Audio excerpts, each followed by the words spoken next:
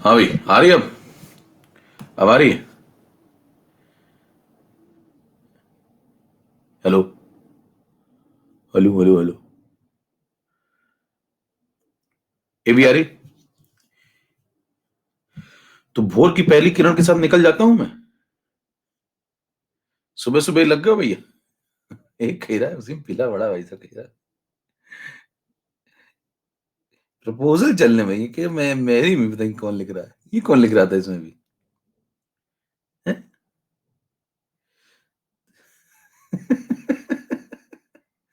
गजब गजब जनता है भाई साहब। बहुत हार्ड, बहुत हार्ड, बहुत हार्ड। चलो भैया स्टार्ट करें यार। तुम लोग यार पिल जाते हो, आती सुबह सुबह पिल जाते हो। पिछली क्लास में कहां तक पहुंच गए थे बताओ जल्दी से। पुन्नू गया भैया आज, रेस्ट कर रहा था, थक गया था, क्या था तुम आज नहीं आऊंगा।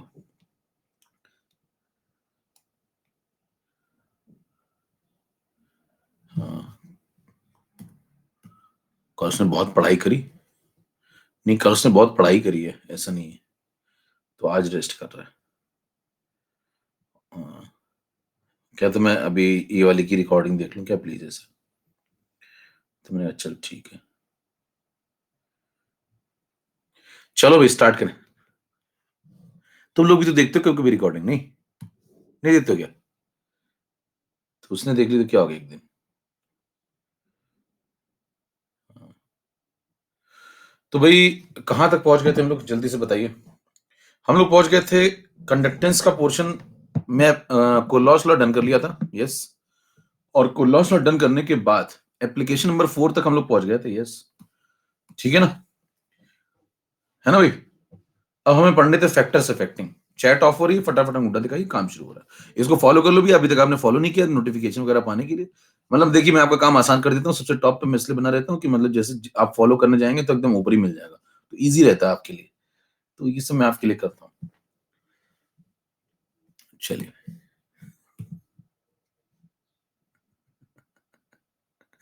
I like it. चलो अंगूठा दिखाओ फटाफट, स्टार्ट। किसी को भी ये सब्सक्रिप्शन अपना बढ़ाना तो बढ़ा लो, है ना। ये लगा के, क्योंकि बस 28 फरवरी के बाद ये 10% घटने वाला है। 28 फेब के बाद मतलब ये 10% की जगह 5% होने वाला है। तो किसी को सब्सक्रिप्शन एक्सटेंड करना तो कर लीजिए फटाफट, है ना। तो बहुत जल्द ये बदलने वाला है, और आपका कोई जानने वाला उसको लेना होगा सब्सक्रिप्शन तो ले लीजिए, नहीं तो 5% का अंतर पड़ जाएगा भैया, सीधे सीधे। तो नुकसान होगा आपको काफी, है ना। तो हम लोग आज शुरू करने जा रहे हैं फैक्टर्स अफेक्टिंग इलेक्ट्रोलाइटिक कंडक्टेंस। तो कॉपी मेड इन डाल लीजिए अगर आप नोट्स बनाते हो। Factors affecting electrolytic conductance.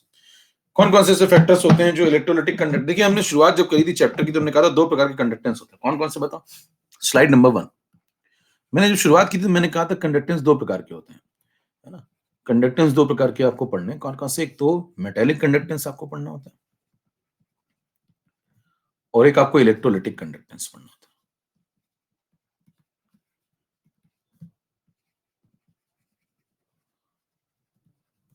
ठीक है। अच्छा, इसमें से जो मेटेलिक वाला है वो आपको इस चैप्टर में पढ़ना नहीं है। क्यों? क्योंकि ये तो फिर इसका मेन पार्ट है। आयरन की रॉड यहाँ पढ़ने तो बैठे नहीं हम लोग, है ना। तो ये वाला पोर्शन हम लोग पढ़ते नहीं, हम लोग ये वाला पढ़ते हैं। तो इस वाले को कंटिन्यू करेंगे, तो हम लोग इसी के फैक्टर्स पढ़ने बैठे हैं आगे। तो आगे जो मैं कंटिन्यू कर रहा हूँ स्लाइड नंबर 2 में, वो फैक्टर्स अफेक्टिंग कंडक्टेंस तो है, लेकिन कौन सा वाला, इलेक्ट्रोलिटिक वाला। समझ पा रहे हैं। तो मैं जो भी चर्चा अब आगे कर रहा हूँ वो सब इलेक्ट्रोलिटिक के लिए कर रहा हूँ, ये बात ध्यान में रखते हुए आगे बढ़िए। स्लाइड नंबर 2 पे आइए, हम लोग हेडिंग डाल रहे हैं यहाँ पे फैक्टर्स अफेक्टिंग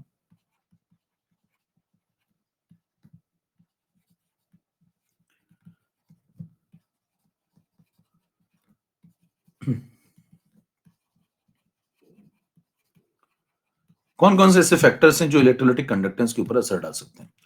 आइए लिस्ट बनाते हैं। तो लिस्ट बनाई जाए तो फटाफट इसमें number 1, triple I. Triple I का फुल फॉर्म है इंटर आयनिक इंटरेक्शन। इंटर आयनिक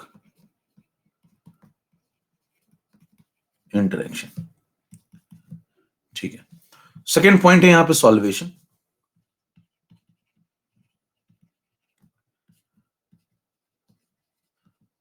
इसको आप हाइड्रेशन भी बोल सकते हैं, ठीक है। थर्ड पॉइंट है यहां पे विस्कोसिटी, इसका भी फर्क पड़ता है। अगला पॉइंट है टेम्परेचर। और सबसे लास्ट में सबसे जहरीला है डाइल्यूशन। ठीक है, एक एक करके आपको इन सबको पढ़ना है। ये सब व्यक्ति जो है, ये सब इलेक्ट्रोलाइटिक कंडक्टेंस को इफेक्ट कर सकते हैं। एक एक करके आप सबको समझेंगे। सबसे पहले बात करते हैं ट्रिपल आई की, इंटर आयनिक इंटरेक्शन। चलिए 3 नंबर पे ही, नंबर 1 पे आपके पास जो टर्म आया वो है inter ionic interaction, triple I. IIT नहीं लिख लेना कि आईआईटी, जहां मैं जाऊंगा नहीं। आइए समझें। तो ट्रिपल आई अगर बढ़ता है, ट्रिपल आई का मतलब क्या है? देखिए, आयंस के बीच का इंटरेक्शन बढ़ता है ना, आयंस के बीच की बातचीत बढ़ती है। जैसे मछलियां हैं, मैंने आपको बताया था ना, आयंस को किस तरह डील किया करिए। जैसे तालाब में मछलियां हैं, तो जैसे तालाब है उसमें कुछ मछलियां हैं, तो आपस में बातें करेंगी ना कि बताओ तुम कैसी हो, और तुम कल कहाँ थी, कल दिखी नहीं। ये सब होता है, ये सब इंटरेक्शन होता है ना, तो ये सब आपस में करती हैं मछलियां। तो इसी को बोलते हैं आप क्या, मछलियों के बीच की बातचीत। अब हम जब इलेक्ट्रोलाइटिक कंडक्टेंस की चर्चा करेंगे तो मछलियों की जगह मान लीजिए आपके पास आयंस है, तो आयंस के बीच में जो इंटरेक्शन है वो अगर ज्यादा होगा, अगर मछलियां जैसे बातचीत ज्यादा करेंगी, तो फिर बातचीत करने के लिए रुकना पड़ता है ना। जैसे रुको तभी तो पूछोगे ना कि और बताओ कैसी थी। ऐसे थोड़ी चलते चलते भाई साहब चलते पता ना पता भाग गया तब तक वो बता ही नहीं पाई। तो ऐसे थोड़ी होता है, मतलब रुकना पड़ता है ना, सिस्टम है। तो इसका मतलब ये हुआ, जितना आप बातचीत करेंगे उतना आपको रुकना पड़ेगा, तो आपका जो मोशन है वो ब्लॉक होगा, यानी कि आपकी जो मोबिलिटी है वो कम हो जाती है। तो अगर आप इंटरएनिक इंटरेक्शन बढ़ाएंगे, मतलब बातचीत ज्यादा करेंगे, तो आपकी जो मोबिलिटी है वो कम हो जाएगी, क्योंकि आप रोकेंगे बार बार। और अगर आपकी मोबिलिटी कम हो गई, तो आयनिक मोबिलिटी डिक्रीज कर जाएगी, और जितनी मोबिलिटी डिक्रीज कर जाएगी उतना कंडक्टेंस भी सिस्टम में कम हो जाएगा। और यहां मैं किस कंडक्टेंस की चर्चा कर रहा हूं ये मैं आपको पहले ही बता चुका हूं। ठीक है, बात समझ में आ गई। तो ये हो गया पहला पॉइंट। अगर आप इंटरएनिक इंटरेक्शन यानी कि बातचीत को बढ़ाते हैं, बातचीत जितनी ज्यादा होगी काम उतना कम होगा, काम अगर कम होगा तो मोशन कम होगा, तो मोबिलिटी डिक्रीज हो जाएगी, और मोबिलिटी डिक्रीज कर जाएगी तो कंडक्टेंस भी डिक्रीज कर जाएगा। पॉइंट नंबर 2, पहला पॉइंट डन। पहला पॉइंट आसान था काफी। सेकंड पे आइए, सॉल्वेशन या हाइड्रेशन। सॉल्वेशन हाइड्रेशन में क्या है, स्लैश क्यों लगा है? देखिए, जब आप किसी आयन को किसी सॉल्वेंट में डालते हैं, है ना, तो अगर वो सॉल्वेंट पानी है, तो आप उसे एक स्पेसिफिक नाम देते हैं, हाइड्रेशन हो जाएगा। उसमें जब एक्वस फॉर्म आएगा तो उसे बोलेंगे हाइड्रेशन हो गया, बराबर। और अगर वो पानी नहीं कोई और सॉल्वेंट है, जनरल बात करें तो बोलेंगे सॉल्वेशन हो गया। तो हाइड्रेशन एक स्पेसिफिक केस है किसका, सॉल्वेशन का। तो यहाँ पे जनरली क्योंकि हम पानी लेते हैं एग्जाम्पल के तौर पे सॉल्वेंट, तो जब आप किसी आयन को सॉल्वेंट लाइक वाटर में डालते हैं, तो वाटर में डालेंगे तो टर्म यूज करेंगे आप हाइड्रेशन, और अगर आप किसी और सॉल्वेंट में डालेंगे या वाटर में भी डालें तो जनरल टर्म है सॉल्वेशन, बराबर। आइए समझें पॉइंट नंबर 2। स्लाइड नंबर आ जाओ भैया 4 पे। 4 नंबर मान लीजिए आपसे कहता है कि इसमें क्या कंसेप्ट होगा, बस समझाओ।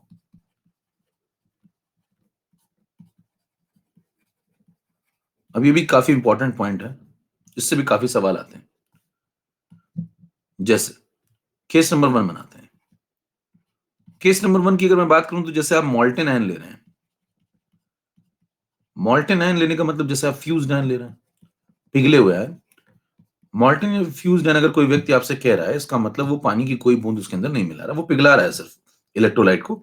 तो आप देखिए, जब आप इलेक्ट्रोलाइट की डेफिनेशन पढ़ते हैं तो वहां 2 बातें लिखी जाती हैं। पहला, इलेक्ट्रोलाइट वो होता है जिसको आप पिघला करके आयन बना सकते हैं, या फिर जिसको आप किसी पानी जैसे सॉल्वेंट में डाल करके आयन बना सकते हैं। 2 तरीके होते हैं। तो अगर आप पिघलाएंगे किसी आयन, किसी इलेक्ट्रोलाइट को, तो वहां से भी आयंस बनते हैं। तो वो जो आयंस बनेंगे उन्हें क्या बोलेंगे हम लोग, मॉल्टेन आयंस। तो यहाँ पे मॉल्टेन आयन बन रहे हैं, यानी कि फ्यूज्ड आयन बन रहे हैं। मतलब आपको एक्वस वर्ड यूज नहीं करना है, ठीक है। अगर ऐसा है तो आप कहेंगे Li प्लस आ गया, Na प्लस आ गया, K प्लस। तो अगर ये लोग आप कंपेयर करें तो इनके अंदर देखिए ये सब एक ही ग्रुप के एलिमेंट है, और एक ही ग्रुप के एलिमेंट में जब हम नीचे की दिशा में जाते हैं तो क्या होता है बताओ? नीचे की दिशा में जाएंगे तो साइज बढ़ेगा। तो जब हम नीचे की दिशा में जाएंगे तो इनका जो आयनिक साइज है वो बढ़ेगा। तो बताइए इसका साइज सबसे बड़ा है। अगर मैं साइज कंपेयर करूं, केवल साइज का ऑर्डर लिख रहा हूं, अभी मैं कंडक्टेंस का ऑर्डर नहीं लिख रहा हूं, किसका ऑर्डर लिख रहा हूं, साइज का ऑर्डर। तो आयनिक साइज का ऑर्डर अगर मैं लिखूं, एक एक करके सिस्टमेटिक चलिए, क्योंकि तो पहला जो मैं पॉइंट यहाँ पे लिख रहा हूं वो आयनिक साइज का है, यहाँ लिख देते हैं साफ साफ। तो ये मैं ऑर्डर लिख रहा हूँ आयनिक साइज का।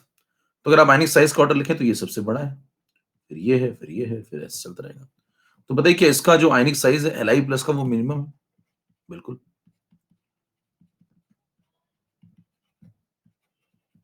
ठीक है, तो ये जो पहला आपको ब्लॉक के अंदर ऑर्डर दिया गया है, ये कौन सा ऑर्डर है भाई? ये आयनिक साइज का ऑर्डर है। आप कहेंगे इससे कंडक्टेंस का क्या लेना देना है? तो कहेंगे जैसे अगर आप इसी में कंडक्टेंस कंपेयर करना शुरू करें इनका, तो दूसरे ब्लॉक में हम लोग कंडक्टेंस की बात करें तो बिल्कुल लॉजिकल चलिए और साफ सुथरा काम होना चाहिए। तो पहला जो मैंने ब्लॉक बनाया उसमें मैंने आयनिक साइज कंपेयर किए, तो कंफ्यूजन नहीं होना चाहिए कि किसका ऑर्डर लिखा है, क्योंकि जब रिवाइज करते हैं तो ये नहीं समझ में आता भाई साहब किसका ऑर्डर लिखा था। अब देखिए Li प्लस, इसीलिए मैं बहुत सिस्टमैटिक नोट्स बनवा रहा हूँ कि वो भी करते जाइए साथ साथ। तो Li प्लस जो है उसका जो साइज है वो अगर सबसे छोटा है, तो जो सबसे छोटा व्यक्ति होगा वो कूद कूद के भागेगा, और ये जो भारी वाला आयन है ये धीमे धीमे भागेगा। जैसे भारी व्यक्ति कोई है वो धीमे धीमे चलता है ऐसे से, और छोटा वाला ऐसे कूद कूद के भागेगा। तो बताइए ये अगर छोटा सा आयन है तो ये कूद कूद के भागेगा, इसकी वेलोसिटी मोबिलिटी ज्यादा होगी, तो ये आयन कूद कूद के भागेगा, इसकी वेलोसिटी ज्यादा होगी, मोमेंटम ज्यादा होगा, इसका कंडक्टेंस ज्यादा होगा। और अगर इसका कंडक्टेंस ज्यादा होगा तो आप ऑर्डर जब कंडक्टेंस का लिखने आएंगे तब मामला कुछ ऐसा आएगा। यहां पे मैं किसका ऑर्डर लिखने, पहले मैं आयनिक साइज का लिख रहा था, अभी मैं किसका ऑर्डर लिखने जा रहा हूं?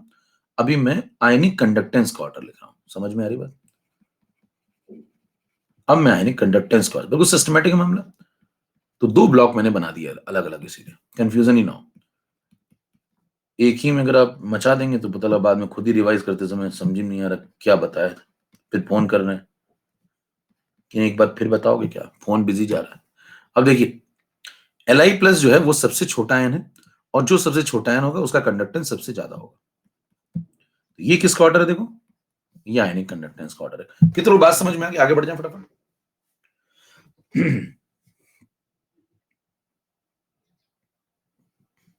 नेक्स्ट केस नंबर 2,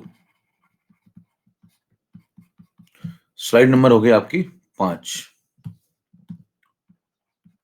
अब देखिए ध्यान से एक दो बातें और समझ लीजिए। जो केस नंबर 2 है वो कौन से फेस का बनाने जा रहे हैं हम लोग? एक्वस, है ना? ये एक्वस आयन का केस। अब एक्वस आयन के केस में आप बात करेंगे, जैसे सपोज Li प्लस, फिर से आप ऑर्डर की बात कर लें पहले, तो पहले मैं आयनिक साइज की बात कर रहा हूं। तो मान लीजिए आपके पास Li प्लस एक्वस है। देखिए पिछली बार आप जब यहां लिख रहे थे तो क्या यहां पे अपने एक्वस वर्ड लिखा था? नो, नहीं लिखा था। तो ये फ्यूज्ड आयन है, मॉल्टन आयन है, बराबर। तो ये मॉल्टन लोग हैं, ये फ्यूज्ड लोग हैं, इसमें आपने कहीं पे भी एक्वस वर्ड यूज नहीं किया था। लेकिन अब आप क्या लिखेंगे? नीचे सबके एक्वस लिखेंगे।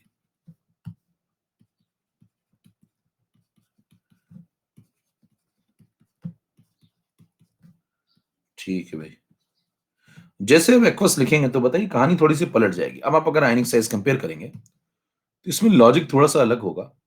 क्या डिफरेंस आएगा जरा उसको समझिए भाई। सबसे पहले यहाँ पे कंसेप्ट आप लगाएंगे पॉजिटिव चार्ज डेंसिटी। जैसे आप यहाँ पे आ जाइए, पहले तो केस नंबर 1 पे आइए। जैसे अगर यहाँ पे आप पॉजिटिव चार्ज डेंसिटी डिफाइन करें फिलहाल मॉल्टन फॉर्म में, है ना, मॉल्टन फॉर्म में पॉजिटिव चार्ज डेंसिटी। तो पॉजिटिव चार्ज डेंसिटी, जैसे आप मास डेंसिटी निकालते हैं तो लिखते हैं मास अपॉन वॉल्यूम। तो चार्ज डेंसिटी होती है वो होती है चार्ज अपॉन वॉल्यूम। तो अगर आप यहाँ पे चार्ज अपॉन वॉल्यूम लिखें तो क्या लिखेंगे? ऊपर लिखेंगे चार्ज और नीचे लिखेंगे वॉल्यूम। तो ऊपर आपने लिख दिया जो भी चार्ज है उसके ऊपर, और नीचे लिख दिया आपने वॉल्यूम। अब जरा इनको कंपेयर करो, सब पे चार्ज क्या बराबर है? देखो +1 +1 +1, तो चार्ज सबका सेम है। और अगर सबका चार्ज सेम है तो जिसका साइज सबसे कम होगा उसकी पॉजिटिव चार्ज डेंसिटी सबसे ज्यादा होगी। जिसका साइज सबसे कम होगा उसकी पॉजिटिव चार्ज डेंसिटी सबसे ज्यादा होगी, बराबर। तो साइज कम तो पॉजिटिव चार्ज डेंसिटी सबसे ज्यादा। अब मेरे को बताना क्या आयनिक साइज सबसे कम किसके पास था? Li प्लस के पास, देखो चेक करो। और अगर इसके पास देखो पॉजिटिव चार्ज तो सबके पास बराबर ही है, साइज इसका सबसे छोटा है, तो इसका मतलब बताओ इसका जो प्लस चार्ज है क्या वो बहुत छोटी सी जगह में रखा हुआ है? इसका जो प्लस चार्ज है वो बहुत छोटी सी जगह में रखा हुआ है। और अगर बहुत छोटी सी जगह में रखा हुआ तो बताइए उसकी डेंसिटी हाई हो जाएगी। भाई उसका देखो साइज मिनिमम है। Li प्लस की बात करेंगे तो Li प्लस के लिए बात अगर करना शुरू करें तो बताइए साइज मिनिमम है, और साइज मिनिमम है, चार्ज सेम है सबके, तो बताइए पॉजिटिव चार्ज डेंसिटी मैक्स हो जाएगी क्या? तो आप कहेंगे इसी Li प्लस के बारे में एक और बात बोल सकते हैं कि इसकी जो पॉजिटिव चार्ज डेंसिटी होगी वो मैक्सिमम होगी। ये पॉइंट क्लियर? और जिसकी पॉजिटिव चार्ज डेंसिटी अभी मैक्सिमम है, जब आप उन सभी आयंस को पानी में डालेंगे तो जिस व्यक्ति की पॉजिटिव चार्ज डेंसिटी सबसे ज्यादा है उसकी स्ट्रॉन्ग इलेक्ट्रिक फील्ड है पॉजिटिव। देखिए पॉजिटिव चार्ज डेंसिटी का मतलब क्या होता है कि प्लस चार्ज एक छोटी सी जगह में रखा हुआ है, तो उसकी जो इलेक्ट्रिक फील्ड होगी, पॉजिटिव इलेक्ट्रिक फील्ड बहुत जोरदार होगी, तो वो पानी की लोन पेयर को बहुत तेज घसीटेगी अपनी तरफ। तो बताइए वो उतने ज्यादा हाइड्रेशन लगाएगी। तो इसका मतलब ये हुआ कि Li प्लस सबसे छोटा था, सबसे छोटा था, समझ पा रहे हैं? Li प्लस सबसे छोटा था, साइज में सबसे कम था Li प्लस, चार्ज सबके पास सेम था, साइज सबसे कम होने की वजह से Li प्लस की पॉजिटिव चार्ज डेंसिटी सबसे ज्यादा थी, और Li प्लस की पॉजिटिव चार्ज डेंसिटी सबसे ज्यादा होने की वजह से इसकी जो पॉजिटिव इलेक्ट्रिक फील्ड थी वो सबसे जोरदार थी। इसलिए इसने खूब सारे पानी अपने साथ जोड़ लिए जब इसको पानी का मीडियम दिया गया। तो बताइए इसमें डिग्री ऑफ हाइड्रेशन मैक्सिमम लगेगा। क्या बोलेंगे? इसमें डिग्री ऑफ हाइड्रेशन मैक्सिमम लगेगा। और जब ऐसा होगा तो आप जब इसको एक्वस फॉर्म में लाएंगे आप, तो एक्वस फॉर्म में जब आप लाएंगे तो क्या इसके अंदर डिग्री ऑफ हाइड्रेशन मैक्सिमम लगेगा? तो सीन क्या बनेगा? जैसे मान लीजिए पहले से कोई एक छोटा सा पार्टिकल हमारे पास साइज में जैसे Li प्लस, तो मान लो पहले वो ऐसा हुआ करता था, अरे बस, ठीक है, पहले ऐसा हुआ करता था, तो अब मामला ऐसा हो जाएगा। डिंग डिंग डिंग डिंग डिंग डिंग। अरे नहीं, गुस्सा आ जाता है ये। अरे भाई साहब इसको छोड़ ही दो यार, तुम रहने दो, सुनना ध्यान से। मान लीजिए पहले ऐसा था Li प्लस, अब इसमें अगर आप डिग्री ऑफ हाइड्रेशन लगाना शुरू करेंगे तो ये सबसे ज्यादा डिग्री ऑफ हाइड्रेशन लगाएगा, तो ये पानी की जो पार्टिकल है वो अपने साथ सबसे ज्यादा जोड़ेगा। कौन? Li plus. देखिए काफी सारे मॉलिक्यूल जब ये चारों तरफ अपने चारों तरफ जोड़ लेगा पानी के, तो डिग्री ऑफ हाइड्रेशन सबसे ऊपर लगेगा, सबसे ज्यादा लगेगा, और जिसका डिग्री ऑफ हाइड्रेशन सबसे ज्यादा लगेगा उसका जो फाइनल साइज है एक्वस फॉर्म में, एक्वस फॉर्म में वो क्या सबसे बड़ा हो जाएगा। और एक्वस फॉर्म में अगर साइज सबसे बड़ा हो जाएगा तो देखिए साइज 3D में बढ़ता है मेरे दोस्त। ये जो स्ट्रक्चर आप बना रहे हैं आपको लग रहा होगा ये तो 2D है, तो सर्किल थोड़ी है, ये तो स्फीयर चल रहा है। तो अगर आप देखिए सबसे ज्यादा डिग्री ऑफ हाइड्रेशन लगाएंगे तो क्या होगा, ये साइज जो आपका फाइनल मिलने वाला है, ये इसकी रेडियस बढ़ जाएगी, ये स्फीयर है तो इसकी रेडियस जो है वो काफी बढ़ जाएगी। और जितनी इसकी रेडियस पहले से बढ़ जाएगी, ये देखो ये जो लगाए इसने, ये क्या है लगाए, पानी की मॉलिक्यूल जोड़ लेगा अपने ऊपर, लेयर बाय लेयर बना लेगा। तो बताइए डिग्री ऑफ हाइड्रेशन क्या सबसे ज्यादा हो जाएगा? किसका? Li प्लस का। क्यों? क्योंकि Li प्लस का साइज सबसे कम था, तो आयनिक साइज सबसे कम Li प्लस का, फील्ड सबसे स्ट्रॉन्ग क्योंकि पॉजिटिव चार्ज डेंसिटी सबसे ज्यादा, इसलिए उसने हाइड्रेशन सबसे ज्यादा लगाए, इसलिए उसका साइज बाद में सबसे बड़ा हो जाएगा, एक्वस फॉर्म में उसका साइज सबसे बड़ा हो जाएगा। तो बताइए आयनिक साइज अगर आप अब कंपेयर करेंगे तो जो पहले छोटा हुआ करता था, अब बताइए उसकी रेडियस बढ़ गई होगी, तो 4/3 पाई आर क्यूब से आप साइज देखेंगे तो वो तो और बहुत ज्यादा बढ़ जाएगा। तो बताइए क्या Li प्लस सबसे बड़ा हो जाएगा? हेलो। और अगर ऐसा हो गया तो आप आयनिक कंडक्टेंस कंपेयर कर लें भैया।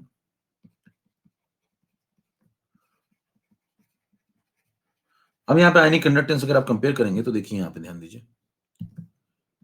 इस बार Li plus aqueous, Na plus aqueous,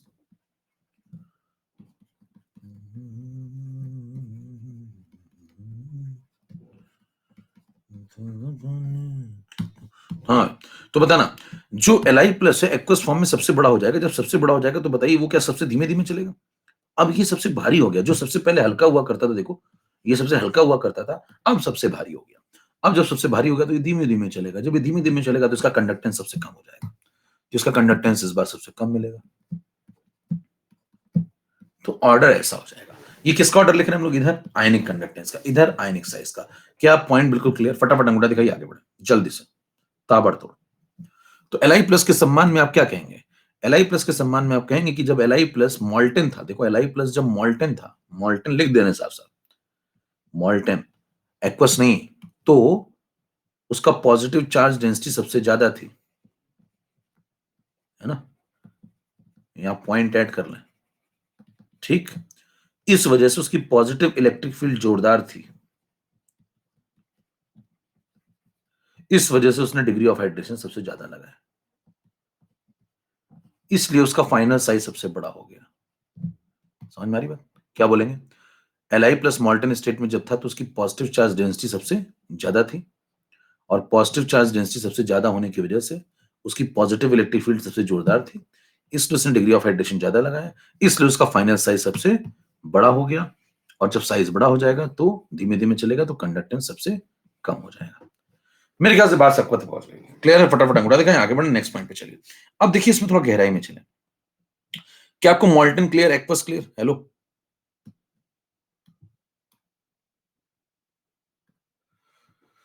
और भैया लगे पड़े हैं, ऑल ओवर से रैंक पे हैं और ये मार डाला।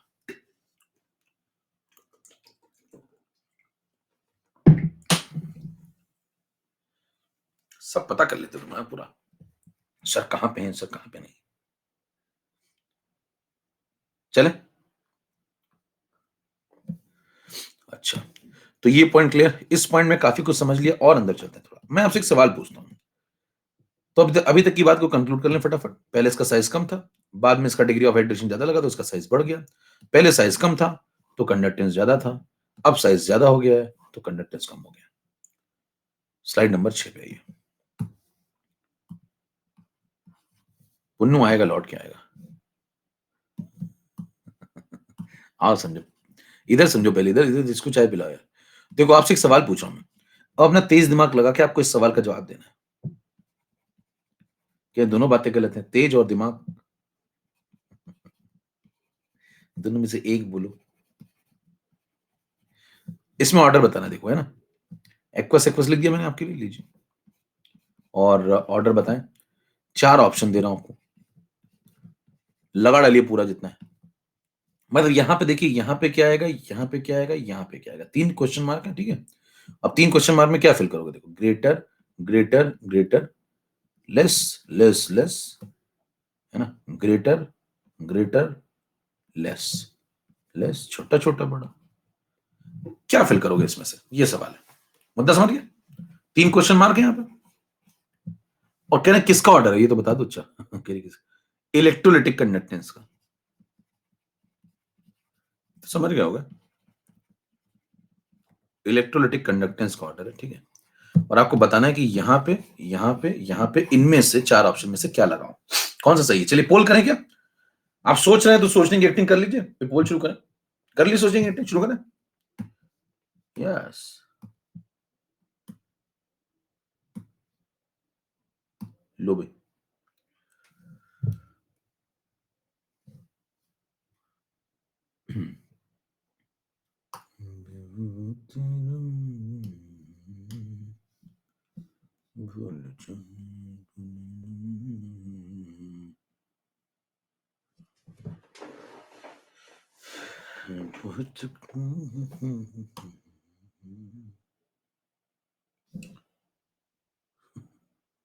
यार 32% का सही हुआ है, इसका जमाना जब्त हो चुकी है। आइए समझें। पुन्नू, आराधना, हरबोला, मोहित नायक, पुन्नू ट्रेंड में है इस समय। आइए समझें। तो काफी लोगों का गलत हो गया, मतलब ये है ना। अब समझिए इसमें क्या गलती होती है, गलती सोचने में क्या हुई होगी वो जरा मैं बताऊं आपको। देखिए होता क्या है, लोग ये सोचेंगे कि भाई जो H प्लस है, सोचने का तरीका डेवलप कैसे कर रहे हैं। पहले देखिए, एक मैं सिंपल तरीका सोचने का जो डेवलप अभी तक किया उसके बेसिस से बात बता रहा हूं, वो सुनिएगा पहले। इन सब में अगर देखें तो ClCl तो कॉमन है, तो ClCl तो हटा दो, बचे 4 लोग, कौन कौन, Li plus, Na plus, K plus aqueous और H प्लस एक्वस, 4 लोग बचे। इन्हीं चारों में कंपेयर करना है आपको, क्योंकि Cl तो कॉमन है। फिर आप दूसरा सोचने का तरीका चेक करेंगे कि Li प्लस, Na प्लस और K प्लस में तो आपको पता है H प्लस आपके पास नया है, एक्वस। तो H प्लस का साइज जब आप स्टार्टिंग में एक्वस नहीं लें, सिंपल लें H प्लस, केवल H प्लस लें, है ना। तो बताइए अगर केवल H प्लस लें मॉल्टन फॉर्म में, तो बताइए H प्लस का साइज तो सबसे छोटा होगा स्टार्टिंग में। जैसे यहाँ देखो Li प्लस का साइज स्टार्टिंग में सबसे छोटा था, स्टार्टिंग में मॉल्टन में। तो यहाँ अगर H प्लस को ढूंढते तो H प्लस तो इन सबसे छोटा होता ना, तो यहाँ पे H प्लस का साइज तो और भी छोटा होता। तो जिसका साइज छोटा होता उसकी चार्ज डेंसिटी ज्यादा हो जाती, तो H प्लस तो और हाइड्रेशन लगाता, तो जब एक्वस फॉर्म में आता तो H प्लस तो और बड़ा हो जाता, और H प्लस सबसे बड़ा हो जाता, जब सबसे बड़ा हो जाता तो उसका कंडक्टेंस सबसे कम होना चाहिए। हेलो, क्या आपने यही लॉजिक लगाया था कि नहीं लगाया था, जल्दी से मेरे को जरा चैट में बताइए, क्या आपने यही लॉजिक लगाया था कि नहीं लगाया था? लगाया था, लेकिन ये लॉजिक फेल हो गया, लेकिन ये लॉजिक फेल हो गया। लॉजिक सुन लीजिए पहले, लॉजिक तो सुन लीजिए ना। तो आपने क्या लॉजिक लगाया, जो H प्लस है उसका साइज पहले मॉल्टन फॉर्म में सबसे छोटा था, तो उसने हाइड्रेशन सबसे ज्यादा लगाया, तो एक्वस फॉर्म में उसका साइज सबसे बड़ा हो गया, सबसे बड़ा, इससे भी बड़ा। और जब इससे भी बड़ा हो गया, इसके भी ऊपर आ गया, तो उसका कंडक्टेंस सबसे कम हो गया, यहाँ पे आ गया, इससे भी कम कंडक्टेंस आएगा। ये लॉजिक लगा के आप सवाल लगाएंगे तो आपका आंसर आएगा गलत, क्योंकि आप कहेंगे कि H प्लस का कंडक्टेंस तो सबसे कम लग रहा है मेरे को, जो कि गलत बात है। मैक्सिमम लोग यहाँ पे क्या करते हैं कि H प्लस का कंडक्टेंस सबसे कम लगा देते हैं, मतलब ये लेस लगा देते हैं यहाँ पे, ये लेस देन, जो कि गलत है। सही जवाब है ये ग्रेटर होगा सबसे। अब मुद्दा उठता है कैसे। अब मुद्दा होगा कैसे, इसको समझिए थोड़ा सा, ये कंसेप्चुअल बात है। तो सही जवाब यहाँ पे अगर आप पूछा जाए क्या लगाएंगे, तो आप कहेंगे इसका सही जवाब आपको अब तक पता चल ही गया होगा और ये सही जवाब ये है। तो यहाँ लगेगा ग्रेटर, ग्रेटर, ग्रेटर। अब ये उठता है ये करेक्ट है क्या? यस, ये करेक्ट है। और ये अगर करेक्ट है तो फिर कैसे करेक्ट है, इस पे चर्चा होनी चाहिए। देखिए आपको यहां तक तो कोई दिक्कत नहीं होनी चाहिए, इन तीनों में तो कोई समस्या नहीं है, ये तीनों में पीछे पड़ा चुका हूं भैया, है ना, ये तीनों तो मैं पीछे पड़ा चुका हूं। आपको नई बात बस ये समझनी है कि ये H+ कहां से आ गया, इसका कंडक्टेंस कैसे ज्यादा हो गया। तो इस पे चर्चा करना शुरू करते हैं। स्लाइड नंबर 7 पे आ जाइए। स्लाइड नंबर 7 पे आप आएंगे तो यहाँ पे एक कंसेप्ट आता है जिसको बोलते हैं, या उससे पहले एक बात सुन लीजिए पहले, जिसको ये भी नहीं समझ में आया कि भैया कंपैरिजन हो कैसे रहा है। LiCl, NaCl, KCl और HCl में कंपैरिजन हो रहा है, एक्वस फॉर्म में हो रहा है, इलेक्ट्रोलाइटिक कंडक्टेंस का हो रहा है। कंपैरिजन करने का तरीका होता है कि पहले आप जो कॉमन आयन सबके पास है वो काट दीजिए, तो Cl, Cl, Cl, Cl काट दें, तो यहां से कंटेंडर आया आपका Li प्लस एक्वस, यहां से आया Na प्लस एक्वस, यहां से आया K प्लस एक्वस और यहां से आया H पॉजिटिव एक्वस। फिर जब चार लोग यहाँ पे आ गए तो आपसे पूछा गया इनमें कंडक्टेंस का ऑर्डर बताइए। तो कंडक्टेंस का सही ऑर्डर है कि प्रोटॉन का कंडक्टेंस एक्वस मीडियम में सबसे ज्यादा होता है, जबकि हमको लग ऐसा रहा था कि सबसे कम होना चाहिए, लेकिन आता सबसे ज्यादा है। तो मुद्दा उठता है कि ये ऐसा क्यों हुआ। ठीक है, ऐसे ये कंडक्टेंस का ऑर्डर लिखा मैंने, देखिए लिख दे रहा हूं बार बार, मैं किसका ऑर्डर लिख रहा हूं ये बहुत जरूर लिख लिया करिए। तो सवाल उठता है ऐसा क्यों हुआ, तो इसका सही रीजन है ग्रोथस कंडक्टेंस। एक शब्द का यहाँ पे प्रयोग होगा जिसका नाम है ग्रोथस कंडक्टेंस। 8 नंबर पे आइए। अभी आपको ज्यादा जनता समझती नहीं है, थोड़ा बहुत या तो हल्का फुल्का जानती है या तो जानती नहीं है, और जानती भी तो मतलब वो बस नाम का ही जानते हैं कि बस नाम सुन लिया कि हम भी बता देंगे। थोड़ा अंदर चलते हैं। ग्रोथस कंडक्टेंस, अगर आप ग्रोथस कंडक्टेंस की चर्चा करें तो होता क्या है कि जैसे आप प्रोटॉन, ये लिया आपने प्रोटॉन, भाई H+ से पानी के साथ मिलेगा तो H3O+ बना लेगा, हाइड्रोनियम है। और यहाँ पे एक दूसरा मॉलिक्यूल पानी का भी पड़ा हुआ है क्योंकि एक्वस मीडियम है। तो होता क्या है, ये जो H3O+ है, ये जो प्रोटॉन है, इसको आप नंबर 1 दे दो और इसको नाम दे दो आप नंबर 2। नंबरिंग कर दो, खोपड़ी में नंबर डाल दो, 1 नंबर तुम हो, 2 नंबर तुम हो। अब होगा क्या, जब ये इसकी कांटेक्ट में आएगा तो ये अपना प्रोटॉन H+ इसको ट्रांसफर कर देगा। जब ये अपना H+ इसको ट्रांसफर कर देगा, तो बताइए H+ का ट्रांसफर जब इस तरफ हो जाएगा तो ये जो पहला वाला है इससे H+ निकल जाएगा, और इससे H+ निकल जाएगा तो ये क्या बन जाएगा, H2O। और इसको H+ मिल जाएगा तो ये क्या बन जाएगा, H3O+। ध्यान दीजिए, यहाँ पे अगर आपसे मैं पूछूं तो ये कौन है, ये वाला आदमी कौन है, इसका नंबर बताओ। ये वाला आदमी कौन है बताओ, इसका नंबर बताओ। अभी भी नंबर एक यही है, देखो यही वाला नंबर एक ही है। ये मत समझना ये 2 हो गया और ये नंबर 2 है, समझ पा रहे हैं। तो बताइए एक वाले ने क्या किया, एक वाले ने, 2 आदमी थे, एक आदमी था, एक 2 आदमी था। एक वाले ने अपना प्रोटॉन 2 वाली खोपड़ी में भेज दिया, तो बताइए 2 वाला 1 जैसा हो गया और 1 वाला 2 जैसा हो गया। देखो 1 वाला 2 जैसा हो गया और 2 वाला 1 जैसा हो गया। समझ पा रहे हैं। तो इसका मतलब बताइए क्या प्रोटॉन आगे शिफ्ट हो गया भैया, है ना, प्रोटॉन आगे शिफ्ट हो गया। तो बताइए इसने अपना प्रोटॉन जब इसको दे दिया तो प्रोटॉन आगे की तरफ शिफ्ट हो गया, और मीडियम में बताना ये जब इसको ये प्रोटॉन दे देगा तो ये बन जाएगा H2O और ये बन जाएगा H3O+। इस तरीके से प्रोटॉन यहां से यहां ट्रांसफर हो गया। और फिर यही काम जो एक और 2 के बीच में हुआ है, यही 2 और 3 के बीच में होगा। ये 2 नंबर वाला है, एक अगला 3 नंबर वाला पानी भी तो होगा। तो बताइए 3 नंबर वाला पानी आएगा तो ये 2 नंबर वाला 3 नंबर वाले के साथ भी यही करेगा, जो 1 ने 2 के साथ किया वही 2 वाला 3 के साथ करेगा। फिर वही 3 वाला 4 के साथ, 4 वाला 5 के साथ, 5 वाला 7, 6 के साथ, चलता जाएगा, पूरे सिस्टम के अंदर प्रोटॉन का ट्रांसफर हो जाएगा। और जब पूरे सिस्टम के अंदर इस तरीके से प्रोटॉन का ट्रांसफर होगा तो क्या प्रोटॉन बहुत रैपिडली भागने लगा एक मॉलिक्यूल से दूसरे मॉलिक्यूल पे पानी के, तो आप कहेंगे इसमें कंडक्टेंस काफी बढ़ जाएगा क्योंकि मोबिलिटी बहुत बढ़ जाएगी, और इस प्रकार से प्रोटॉन का जो रैपिड ट्रांसफर होता है इस कंसेप्ट को बोला जाता है ग्रोथस कंडक्टेंस। मुद्दा उठता है, थोड़ा लिख लेते हैं कहां होता है, इस पे थोड़ी चर्चा कर लेते हैं। 9 नंबर पे आइए। 9 नंबर में आपको कुछ पॉइंट लिखा देता हूं जिससे क्लैरिटी रहे। In this case, in the case of ionic conductance, in the case of ionic conductance,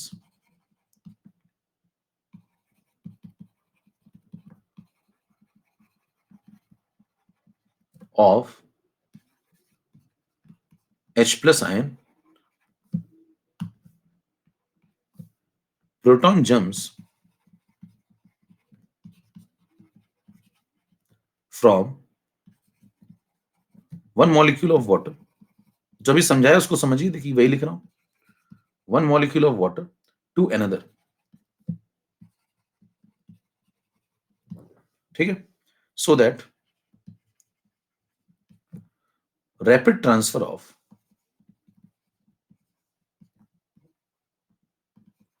rapid transfer of positive charge take place from one portion to another portion, one portion of solution to another portion.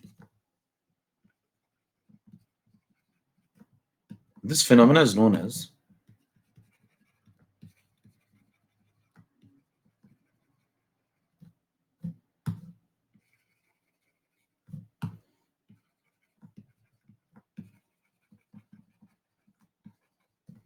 Groth's conductance.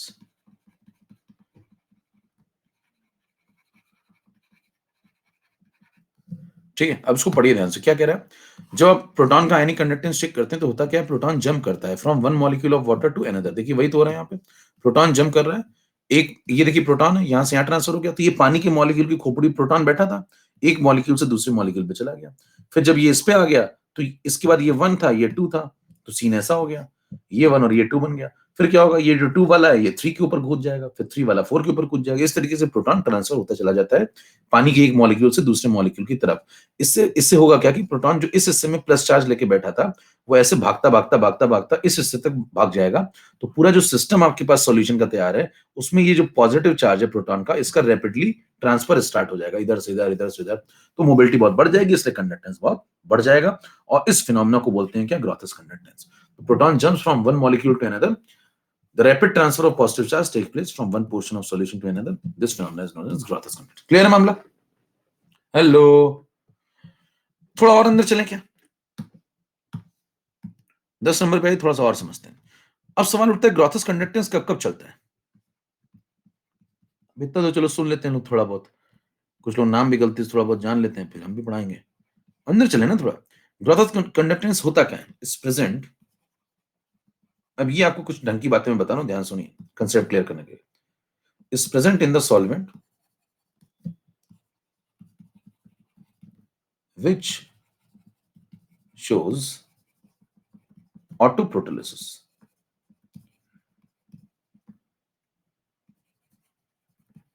ठीक है, अब सवाल ये उठता है ऑटोप्रोटोलिसिस क्या होती है।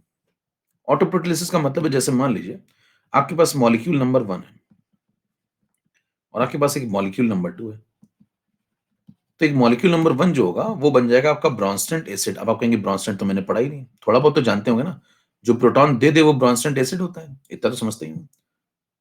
हेलो, ऑर्गेनिक इनऑर्गेनिक भी तो पढ़ते हैं ना। और जो प्रोटॉन ले लेगा वो ब्रॉन्स्टेंट बेस बन जाएगा।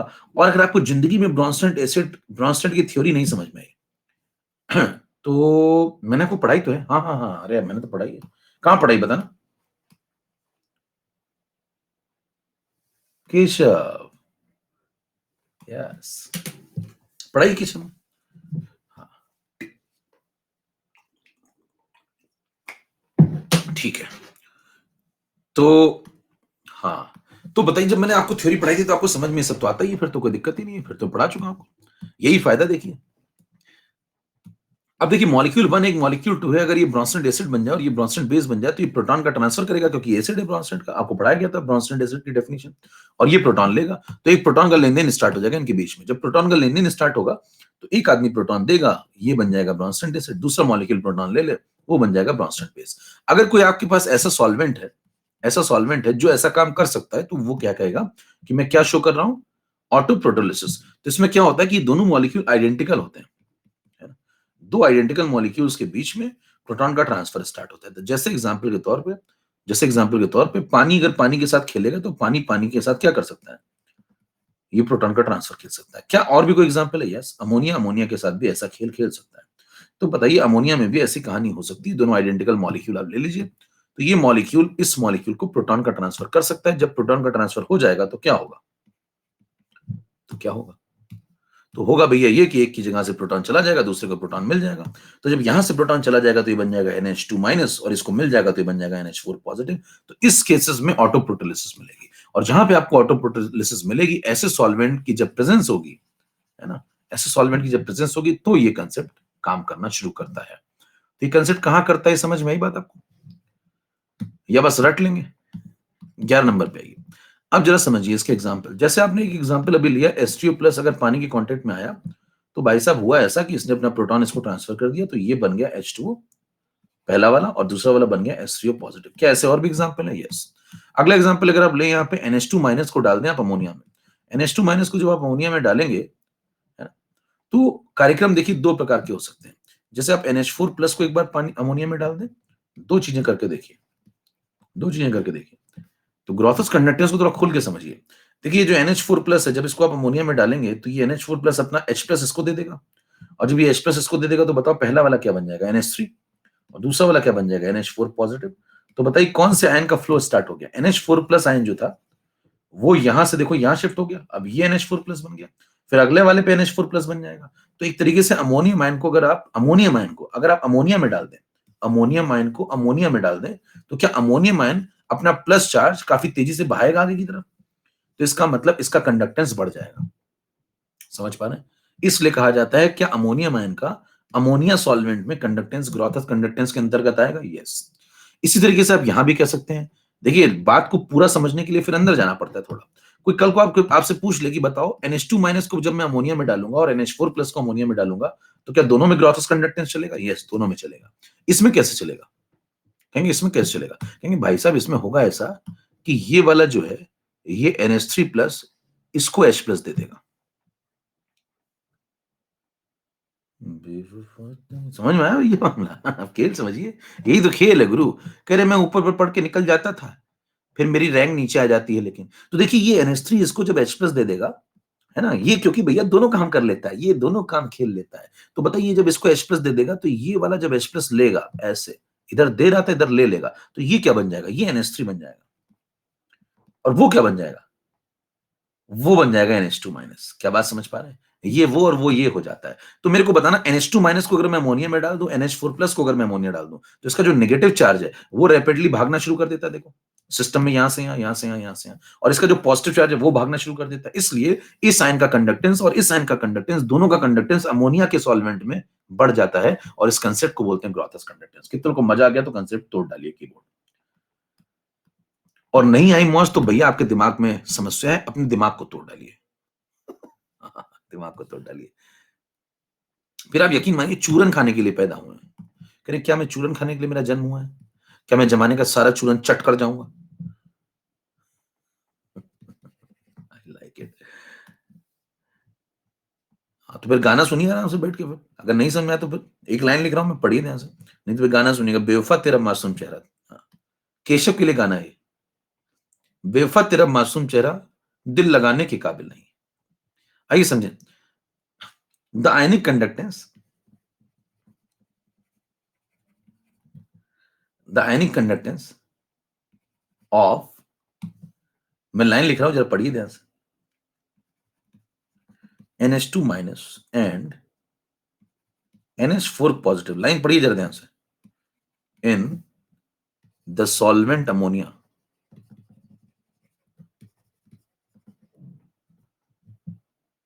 increases due to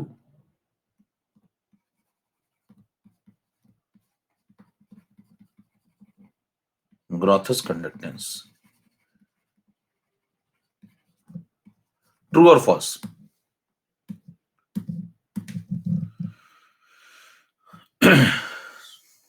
बिल्कुल सही जवाब है मेरे दोस्ती।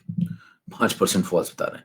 यही समझाए NH2 माइनस और NH4 प्लस दोनों का कंडक्टेंस। देखिए ढंग का सवाल तब आएगा जब वो हल्का सा घुमा देगा, कहेंगे मैं यहां तक तो पढ़ के गया था, है ना, कह रहे मेरे मास्टर ने ये पढ़वा दिया था, कह रहे ये वाला जंप हम बता दिया था थोड़ा सा। अंदर जाओ ना भैया, मास्टर की लिमिट यही तक थी क्या? उसके आगे जाओ ना, कहाँ होता है और कहाँ होता है। तो आप कहेंगे NH2 माइनस और NH4 प्लस दोनों को जब आप अमोनिया सॉल्वेंट में डालते हैं तो दोनों आयन का कंडक्टेंस बढ़ जाता है, और इसका कंसेप्ट भी ग्रॉथस कंडक्टेंस। कितने लोगों को बात समझ में आई? ताबड़तोड़ बात समझ में आ रही तो एक बार अंगूठा तोड़ दीजिए, जिससे मैं और ढंग के कंसेप्ट आगे बताऊं। नहीं तो मैं समझ जाऊंगा कि आप भी केशव की तरह बेवफा हैं। और फिर मैं वही गाना सुना दूंगा आपको लास्ट में, कि है बहुत खूबसूरत तो लेकिन दिल लगाने के लायक नहीं।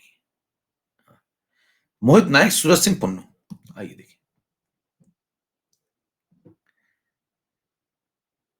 केशव बेवफा है, केशव पूरी आयनिक पढ़ के चला गया, उसके बाद बेवफाई कर दी उसने भाई साहब। केशव के लिए मैंने गाना बनाया है।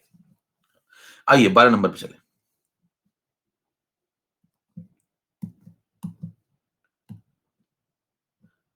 तो ये कंसेप्ट क्लियर। तो हम लोगों ने यहां शुरू किया था, फिर से कंक्लूड कर रहा हूं फटाफट जल्दी से मैं 1 सेकंड के अंदर। देखिए H3+ वाले केस में जब इसको आप पानी में डालते हैं तो प्रोटॉन का जंप होना स्टार्ट हो जाता है, इसलिए पॉजिटिव चार्ज पूरे सिस्टम में फ्लो कर जाता है, इसलिए इसका कंडक्टेंस प्रोटॉन का बढ़ जाता है। नंबर 2 पॉइंट, इसलिए जब प्रोटॉन का कंडक्टेंस बढ़ जाता है तो ये नंबर 1 पे आ गया है। ठीक है, आगे बढ़िए। अगला पॉइंट आता है कि ग्रॉथिस कंडक्टेंस कब होता है? जब रैपिड ट्रांसफर शुरू हो जाता है, यहाँ पे पॉजिटिव चार्ज या नेगेटिव चार्ज दोनों में से किसी का भी, है ना, दोनों कंडक्टेंस के अंदर आएंगे, क्योंकि नेगेटिव से मेरे को एलर्जी थोड़ी है। होता कब है? जब सॉल्वेंट ऐसा चूज किया जाए जो ऑटो प्रोटोलिसिस कर सके। ऑटो प्रोटोलिसिस का मतलब 2 आइडेंटिकल मॉलिक्यूल अगर आप सॉल्वेंट के लेते हैं तो एक ब्रॉन्स्टन एसिड और दूसरा ब्रॉन्स्टन बेस बन जाए, यानी कि एक प्रोटोजेनिक और दूसरा प्रोटोफिलिक बन जाए। तो जब ऐसा होगा तो आप NH2- और NH4+ को जब अमोनिया जैसे सॉल्वेंट में डालेंगे तो यहाँ पे नेगेटिव चार्ज का फ्लो स्टार्ट हो जाएगा, यहाँ पे पॉजिटिव का फ्लो स्टार्ट हो जाएगा पूरे सिस्टम के अंदर, इसलिए इन दोनों आयन का कंडक्टेंस अमोनिया के अंदर बढ़ जाता है। कंसेप्ट है ग्रॉथिस कंडक्टेंस। Slide number 12। चलिए, अब जाकर के दूसरा पॉइंट कवर होता है, इसे कहते हैं खत्म करना। इस तरीके से कंसेप्ट खत्म किया जाता है। क्या आप कंसेप्ट को क्लैरिटी आपको? तीसरे पे आइए। हेडिंग डलवा के नहीं छोड़ देता मेरे दोस्त, है ना, कि बस हेडिंग डाली और बढ़ गया आगे, थोड़ा सा ये पढ़ लूं, थोड़ा सा वो पढ़ लूं। ये जो थोड़े थोड़े वाली जनरेशन होती है ना साहब, थोड़ा सा ये कर लूं, थोड़ा सा वो कर लूं, ये सब बहुत खतरनाक है। ये जिंदगी में कभी भी कुछ भी ढंग से नहीं कर पाती है। आइए समझे। एक ही चीज करिए, इतनी सी करिए, लेकिन परफेक्ट, इतना परफेक्ट करिए कि आपसे ऊपर कोई ना हो, वर्चस्व। बस वहीं कहानी खत्म हो जाएगी।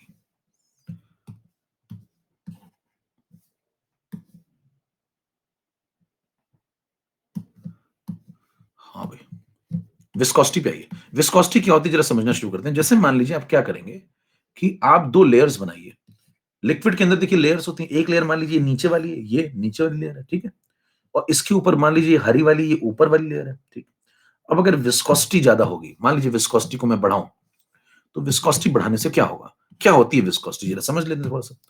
देखिए, जब ये ऊपर वाली लेयर जो होगी वो आगे की तरफ फ्लो होना चाहिए, और पीछे वाली थोड़ा रिलेटिवली पीछे छूट रही होगी। देखो, पीछे वाली थोड़ा धीमे धीमे फ्लो करेगी, ऊपर वाली तेज तेज फ्लो करेगी। तो बताइए दोनों के बीच में क्या रिलेटिव मोशन स्टार्ट हो जाएगा? तो आप बोलेंगे लेयर नंबर 1 ऊपर वाली और लेयर नंबर 2 नीचे वाली। तो बताइए रिलेटिवली 1 वाली थोड़ा आगे मोशन करेगी, 2 वाली थोड़ा धीमे मोशन करेगी, तो 1 वाली क्या रिलेटिवली आगे निकल रही होगी? दोनों के बीच में एक रिलेटिव मोशन स्टार्ट हो जाएगा। जब ऐसा होगा तो 2 वाली 1 से कहेगी कि मेरे दोस्त, हम दोनों इतने दिन साथ रहे, अब तुम अचानक से कहां जा रही हो आगे आगे, भाग क्यों नहीं आगे आगे, रुको जरा। तो बताइए 2 वाली 1 के ऊपर क्या बातों से रोकेगी उसको, या फिर 2 वाली 1 के ऊपर एक फ्रिक्शनल फोर्स लगा देगी? तो 2 वाली ने 1 के ऊपर बैकवर्ड डायरेक्शन में एक फ्रिक्शनल फोर्स लगा दिया। तो बताइए ये जो फ्रिक्शन अप्लाई करेगी तो 2 वाली ने 1 वाली को रोका और कहा कि रुको जरा, कहां जा रही हो, और ये फ्रिक्शन फोर्स जो पीछे की दिशा में लगाती है, इससे वो उस रिलेटिव मोशन को खत्म करना चाहती है। तो बताइए वो फ्रिक्शन फोर्स जब लगाएगी तो 1 वाली को रोकेगी। अब जितना ज्यादा ये 1 वाली को रोकेगी उतना फ्रिक्शन फोर्स यहाँ ज्यादा होगा। तो अगर ये फ्रिक्शन फोर्स बढ़ गया तो 2 वाली 1 को रोकने में कामयाब हो जाएगी, और इनके बीच में रिलेटिव मोशन कम हो जाएगा, और मोबिलिटी घट जाएगी, और कंडक्टेंस भी घट जाएगा। ठीक है, आइए समझें। देखिए विस्कोसिटी जितनी ज्यादा होती है, तो विस्कोसिटी ज्यादा होने का रीजन क्या होता है? लिक्विड बहुत विस्कस है। विस्कस मतलब उसमें फ्रिक्शनल फोर्स बढ़ गए हैं।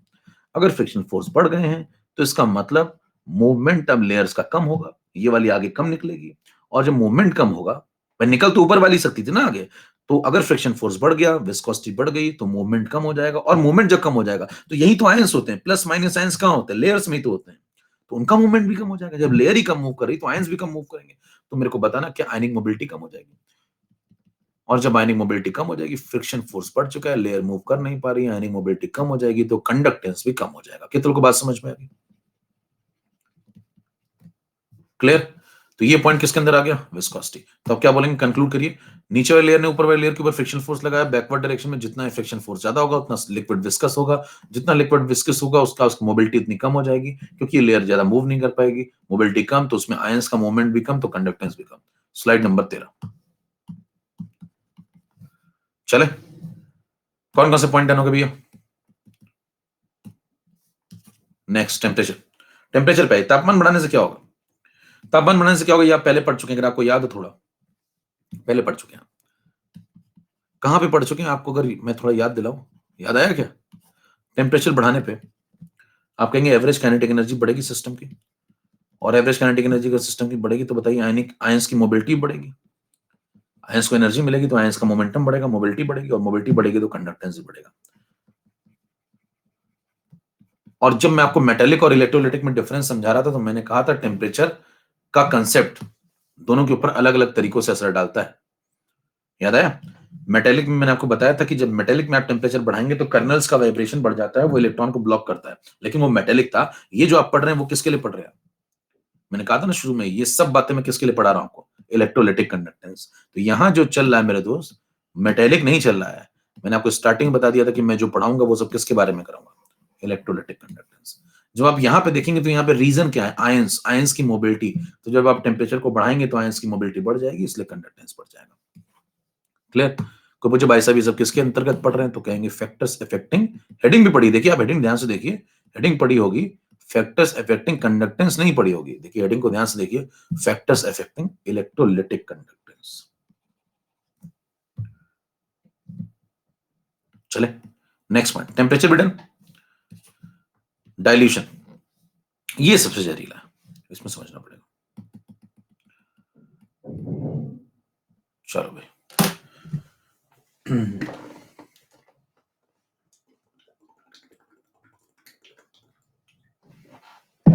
पानी पीते रहा करो, ठंडा रहता है।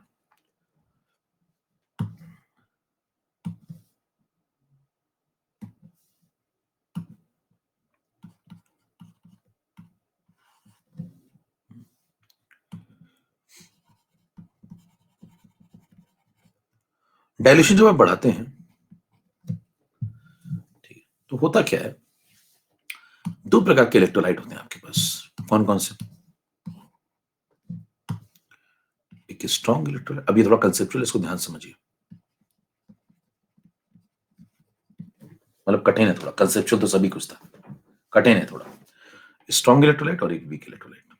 वही बात अगर गहराइयों में जाए तो कठिन है। तो अगर मान लीजिए कोई व्यक्ति ज्यादा नहीं, पहले मैं आप मतलब कुछ ताकतें जो पैदल जनता है जो ज्यादा नहीं पढ़ना चाहती, कहती मैं तो बस चीजें याद कर लेता हूँ, तो आपसे पूछे भाई साहब बताओ स्ट्रॉन्ग इलेक्ट्रोलाइट में लूंगा और वीक इलेक्ट्रोलाइट लूंगा, दोनों में डाइल्यूशन बढ़ाऊंगा, तो मेरे को बताओ डाइल्यूशन बढ़ाने से दोनों के ऊपर क्या फर्क पड़ेगा? कह रहे हैं किसके ऊपर फर्क जानना चाहते हो? कह रहे हैं कंडक्टेंस के ऊपर। कह रहे हैं कंडक्टेंस में सिर्फ कंडक्टेंस? कह रहे नहीं, सब सारे कंडक्टेंस बताओ। कह रहे सारे मतलब? कह रहे हैं जैसे कंडक्टेंस ओवरऑल बताओ, उसका क्या होगा? कह रहे और? कह रहे मोलर कंडक्टेंस का क्या होगा? कह रहे और? इक्विवेलेंट कंडक्टेंस का क्या होगा? कह रहे और? कप्पा यानी कि स्पेसिफिक कंडक्टेंस का क्या होगा? सब बताओ। तो आप कहेंगे साहब डाइल्यूशन बढ़ाने पे हर प्रकार का कंडक्टेंस बढ़ता है सिवाय एक के। कंडक्टेंस ओवरऑल भी बढ़ता है, मोलर भी बढ़ता है, इक्विवेलेंट भी बढ़ता है, सिवाय एक के, और वो है कप्पा। और जो कप्पा है वो यहाँ पे कम हो जाता है। तो ये बस आपको अलग से ध्यान रखना है। बस खत्म हो गया। कह रहे ये सब किसके लिए बता रहा हूं? ये सब किसके लिए बता रहा हूं? कह रहे दोनों के लिए बता रहे हैं, स्ट्रॉन्ग के लिए भी और वीक के लिए भी। तो कहेंगे स्ट्रॉन्ग हो चाहे वीक हो, दोनों में डाइल्यूशन बढ़ाने पे, दोनों में डाइल्यूशन बढ़ाने पे सारे प्रकार के कंडक्टेंस बढ़ते हैं, बस एक घटता है, कौन सा? कप्पा। खत्म हो गया बस, चलो नेक्स्ट स्लाइड। खत्म।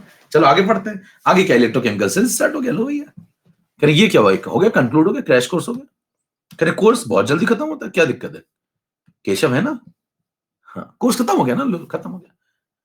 कह रहे क्यों? कह रहे ये सब नहीं, क्यों मत पूछो, फिर क्यों मत पूछो, खत्म हो गया ना, कंडक्टेंस बढ़ गया, ये बढ़ गया, ये बढ़ गया। कह रहे इसको लर्न बाय हार्ट कर लो ना इसे। हाँ, इसको लर्न बाय हार्ट कर लो, दिल से याद कर लो। कह रहे दिल से दिल की पढ़ाई करवाता हूं मैं। कह रहे मैं दिल का डॉक्टर बनूंगा। हाँ, दिल बनाओ सब लोग, दिल का डॉक्टर बनूंगा। तो बस हो गया। कह रहे सबको समझ में आ गया। ऑफलाइन में मैं आपको बताऊं, बहुत जनता ऐसे पढ़ती थी, ये पढ़ा भाई नारे लगवाते थे, डाइल्यूशन बढ़ने पे कौन बढ़ेगा, कौन बढ़ेगा, सारे बढ़ेंगे, सारे बढ़ेंगे, एक घटेगा, कौन? कप्पा।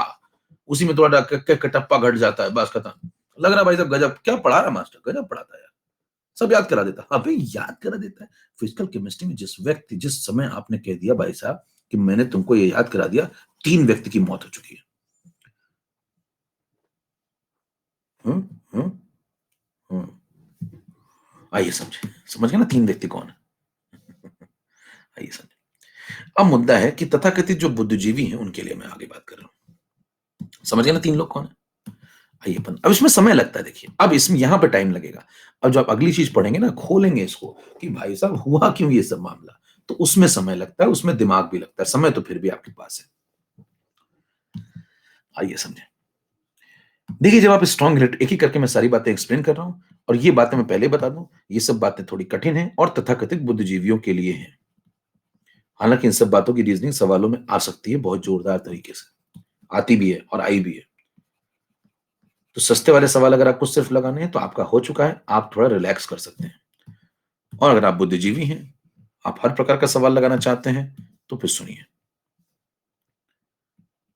एक स्ट्रॉन्ग इलेक्ट्रोलाइट और एक वीक इलेक्ट्रोलाइट है। पहला पॉइंट कहा जाएगा कि भाई साहब इसका जो अल्फा होता है वो 1 के आसपास होता है, और इसका अल्फा 1 से वीक का बहुत कम होता है। ठीक है। इसमें जो सेकंड वाला कंसेप्ट है, इसमें ओस्टवॉल्ड डायल्यूशन लॉ लगाते हैं। ग्राफ वगैरह आप पढ़ चुके हैं थोड़े बहुत।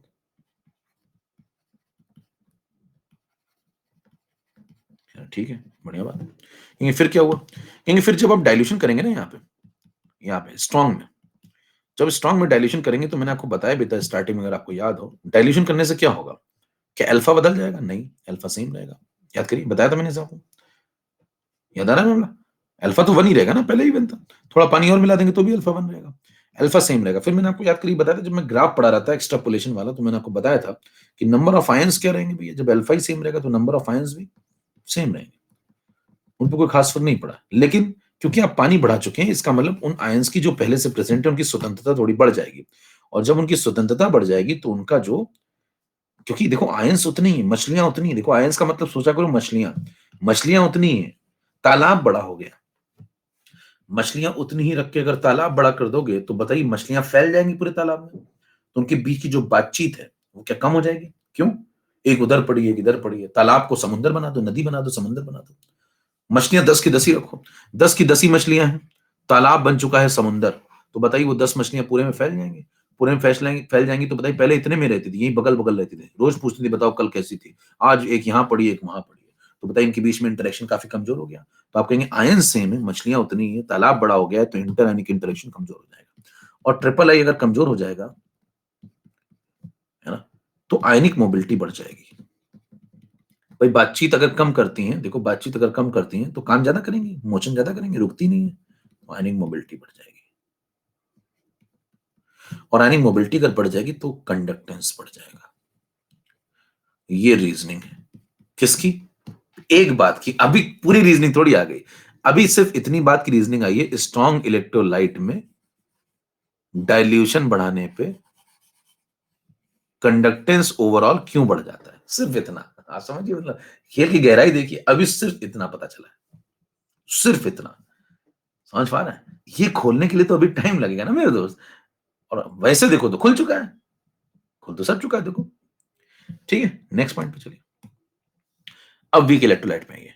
वीक इलेक्ट्रोलाइट में आप उससे कहेंगे कि भाई से जब मैं डाइल्यूशन बढ़ाऊंगा, कहेंगे यस, डाइल्यूशन बढ़ा दिया लो, जब मैं डाइल्यूशन बढ़ाऊंगा तो क्या होगा, अल्फा भी बढ़ेगा, क्योंकि ओस्टवाल्ड डाइल्यूशन लॉ चल रहा है, ओस्टवाल्ड डाइल्यूशन यहाँ वैलिड होता है, alpha proportional to under root of dilution, और इस लॉ की मदद से जब आप डाइल्यूशन बढ़ाएंगे तो अल्फा बढ़ेगा, अगर आप डाइल्यूशन 4 गुना करते हैं तो अल्फा 2 गुना हो जाएगा, और जब अल्फा बढ़ जाएगा तो इसका मतलब नंबर ऑफ आयंस, जो आयंस की संख्या है वो भी अचानक से पहले से ज्यादा हो जाएगी, और जब आयंस की संख्या बढ़ने लगेगी तो चार्ज के कैरियर्स भी बढ़ गए, तो उनका कंडक्टेंस भी बढ़ेगा, क्योंकि पहले तो थे ही नहीं, अब वो हैं, तो नहीं से होने में खेल जीरो से कहीं जाता है, जीरो से एक्स पे गया होगा, भाई पहले था ही नहीं तो जीरो था, उनका कोई कंडक्टेंस ही नहीं था उन आयन का, जो नया है, और अब वो आ गए हैं, तो अब उनका एकदम जीरो से कंडक्टेंस ऊपर की तरफ गया होगा, तो नंबर ऑफ आयंस बढ़ने से कंडक्टेंस बढ़ जाया करता है, ये मेजर फैक्टर है। क्या बात है, समझ पा रहे हैं?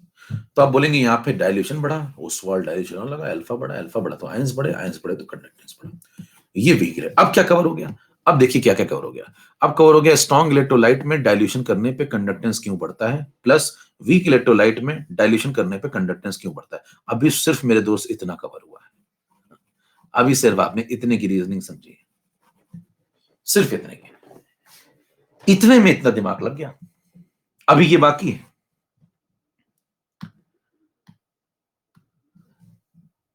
तो बाकी बताऊं या छोड़ दूं, याद कर लेंगे?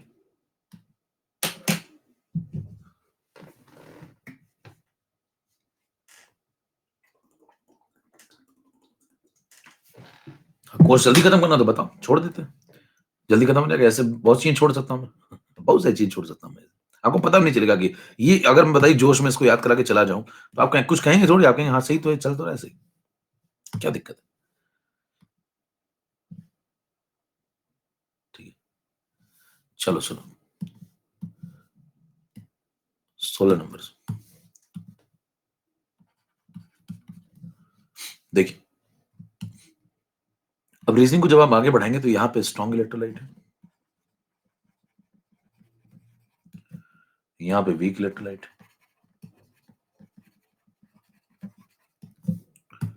बीच में एक लाइन खींच लीजिए। पहला पॉइंट, मान लीजिए आपने एक स्ट्रॉन्ग इलेक्ट्रोलाइट का सैंपल लिया, सपोज उसमें 100 ml आपने सॉल्यूशन लिया, उसमें हमने जब चेक किए कि आयंस कितने हैं तो मान लीजिए उसमें 50,000 आयंस मिल गए। उदाहरण है, एग्जाम्पल। फिर हम देखिए कोई वीक इलेक्ट्रोलाइट लिया, उसके 100 ml आपने सॉल्यूशन लिया, ठीक है, और उसमें भी आपको मान लीजिए स्टार्टिंग में 50,000 आयन मिल रहे हैं, ठीक है। तो कर सकते हैं ऐसा, भाई कोई वीक इलेक्ट्रोलाइट ले लो ना जो थोड़ा कम वीक हो, मिल जाएंगे उसे 50,000 आयन मिल गए, मान लो इसके बराबर ही मिल गए, ठीक है। और यहाँ थोड़ा कम स्ट्रॉन्ग ले लो, है ना, उसका अल्फा कम रख लो, कुछ कर लो भैया कि मतलब अल्फा 1 भी हो तो फिर वो आयन बहुत कम देता हो, है ना, भाई जैसे Al2SO4 थ्राइस है वो ज्यादा आयन देगा, NaCl कम आयन देगा, तो घटा बढ़ा सकते हैं ना अपने हिसाब से हम लोग। यहाँ ऐसा वीक इलेक्ट्रोलाइट ले लो जो आपको ज्यादा आयन देता हो थोड़े, और उसमें 100 ml में आपको ज्यादा आयन मिल गए, 50,000 ही मिल गए मान लो। अब यहाँ से आपने सोचना स्टार्ट किया, आपने कहा कि साहब अब इसके आगे क्या, इसके आगे ये कि इसका ओवरऑल कंडक्टेंस इन आयन की वजह से होगा, इसका ओवरऑल कंडक्टेंस इन आयन की वजह से होगा। फिर आपने कहा मेरे को ओवरऑल कंडक्टेंस नहीं, मेरे को 1 ml का कंडक्टेंस चाहिए, कप्पा पे फोकस कर रहा हूं मैं, कप्पा पे पहले। तो मैंने कहा कि साहब मेरे को 1 ml का कंडक्टेंस मांगता है, तो मैंने कहा कि इस 100 ml में से कितने क्यूब बने हुए हैं, यहाँ पे 100 क्यूब बने। देखिए 100 ml का मतलब कितने क्यूब बने, 100 क्यूब, याद है, एक क्यूब में है, तो बताइए उसमें से एक क्यूब निकाल लो, 100 क्यूब याद है आपको, तो उसमें से मैंने क्या किया, एक क्यूब निकाल लिया। तो ये जो आपने क्यूब बनाया था ऐसे पहले, याद है, इसमें से एक क्यूब आपने बाहर निकाल लिया 100 में से। 100 में से जब आप एक निकालते हैं तो उस एक से ये सब 1 सेंटीमीटर क्यूब है, तो बताइए इसके अंदर जो कंडक्टेंस फंसेगा वही कप्पा है।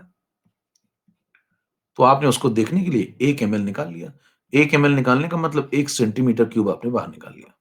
आपने चेक किया उसके अंदर कितने आयंस फंसे, तो अगर 100 के अंदर 50,000 है तो फिर एक के अंदर कितने होंगे, 100 डिवाइड कर दो, ये 2 जीरो गायब हो जाएंगे, तो 2 जीरो गायब हो जाएंगे तो 500 बच जाएगा, तो आप यहाँ पे लिख दो 500 आयन, ठीक है। इधर आ जाओ, यहां भी क्या करिए, यहां भी आप एक क्यूब बाहर निकाल लो, ऐसे ही सिमिलर। जब एक क्यूब आप यहां भी बाहर निकालोगे ऐसा ही, तो आप इसमें चेक करो कि भाई एक क्यूब के अंदर 100 क्यूब आपने पहले लिया, उसमें से एक क्यूब निकाल लिया, और पूछा कि भाई साहब इस एक क्यूब में तुम तो समझा दो मैं, एक क्यूब के अंदर जो कंडक्टेंस होगा वही कप्पा होता है। तो मैंने कहा इसमें से 1 ml बाहर निकाल लो या 1 सेंटीमीटर क्यूब बाहर निकाल लो, और इसका जो सॉल्यूशन के अंदर आयंस है उनको चेक करो जरा, चेक करोगे तो वो भी मान लो 500 आएगा। फिर आप आगे बढ़ गए, फिर हमने कहा कि इसके बाद क्या करें, ये तो सॉल्यूशन बना हुआ है, ठीक है, इसमें कंडक्टेंस कंपेयर हो जाएगा भी।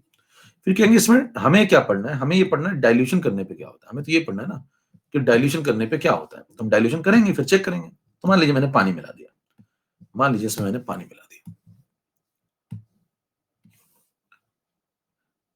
अब जो इसमें पानी मिलाऊंगा तो मान लीजिए 100 ml था, इसमें मैंने 100 ml इसी सॉल्यूशन में, ये सॉल्यूशन नंबर 1 था, देखिए ये सॉल्यूशन नंबर 1 था, यानी कि बिफोर डाइल्यूशन, ये वाला कौन सा वाला है, बिफोर डाइल्यूशन, तो लाइन की ऊपर वाली पार्टी कौन सी है, बिफोर डाइल्यूशन, ठीक है। तो ये है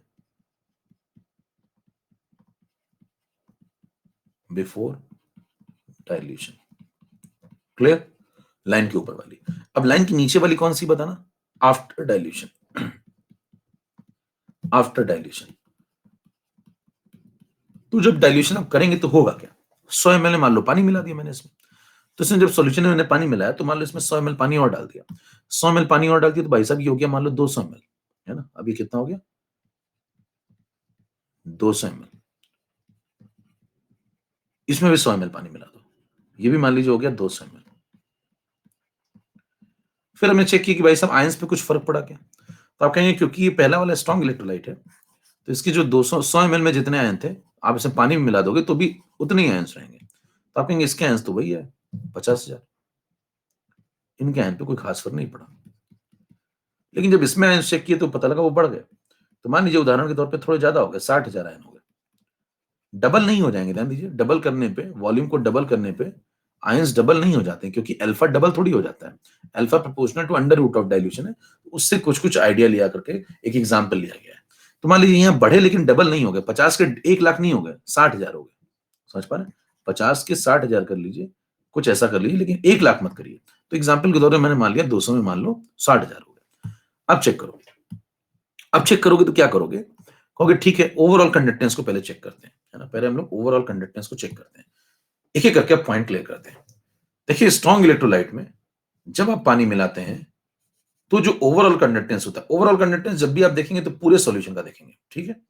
तो 100 ml के अंदर ये कंडक्टेंस था इन आयन की वजह से, 200 ml के अंदर इन्हीं आयंस की वजह से कंडक्टेंस होगा स्ट्रॉन्ग इलेक्ट्रोलाइट में। तो सवाल उठता है 100 ml में अगर उतने ही आयन है, 200 ml में भी उतने ही आयन है, तो स्ट्रॉन्ग इलेक्ट्रोलाइट का कंडक्टेंस बढ़ क्यों जाता है। तो आप कहेंगे क्योंकि इन उतने ही आयंस का 50,000 आयंस की स्वतंत्रता बढ़ जाती है, क्योंकि पहले ये 100 ml में रहते थे, यानी कि 100 क्यूब्स में भरे हुए थे, 100 ऐसे छोटे छोटे क्यूब्स में भरे हुए थे। अब यही 50,000 आयन 200 क्यूब्स में भर दिए गए हैं और यूनिफॉर्मली भर दिए गए हैं। तो जब ऐसा आप करेंगे तो आयंस की संख्या उतनी ही है, जैसे जनसंख्या उतनी रखें, घर ज्यादा बना दें। मान लीजिए कॉलोनी है, उसमें आपने जनसंख्या उतनी रखी और घर ज्यादा बना दिए। पहले आप 100 कमरे बनाते थे और 50,000 लोग रहते थे, अब आप 200 कमरे बनाते हैं, उसमें भी 50,000 लोग कोई रखवाते हैं एकदम यूनिफॉर्मली। तो लोगों की स्वतंत्रता थोड़ी बढ़ जाएगी, और जब स्वतंत्रता बढ़ जाएगी तो उनके अंदर मोशन करने के लिए ज्यादा जगह मिलेगी, और ज्यादा जगह मिलेगी तो उनका कंडक्टेंस, उनकी मोबिलिटी बढ़ेगी। इस वजह से स्ट्रॉन्ग इलेक्ट्रोलाइट का ओवरऑल कंडक्टेंस, ध्यान दीजिए क्या बोल रहा हूं मैं, इसको देख रहा हूं तो क्या बोल रहा हूं, ओवरऑल कंडक्टेंस डाइल्यूशन करने पे बढ़ता है। यहां से पॉइंट नंबर 1 जस्टिफाई हो जाता है कि स्ट्रॉन्ग इलेक्ट्रोलाइट का ओवरऑल कंडक्टेंस डाइल्यूशन करने पे बढ़ता है। ये पॉइंट क्लियर, ये पॉइंट क्लियर। कई तरीके से समझा दे रहा हूं मैं बात को, तो मूर्ख भी होगा तो भी समझ में आ जाएगा, बस केशव नहीं होना चाहिए।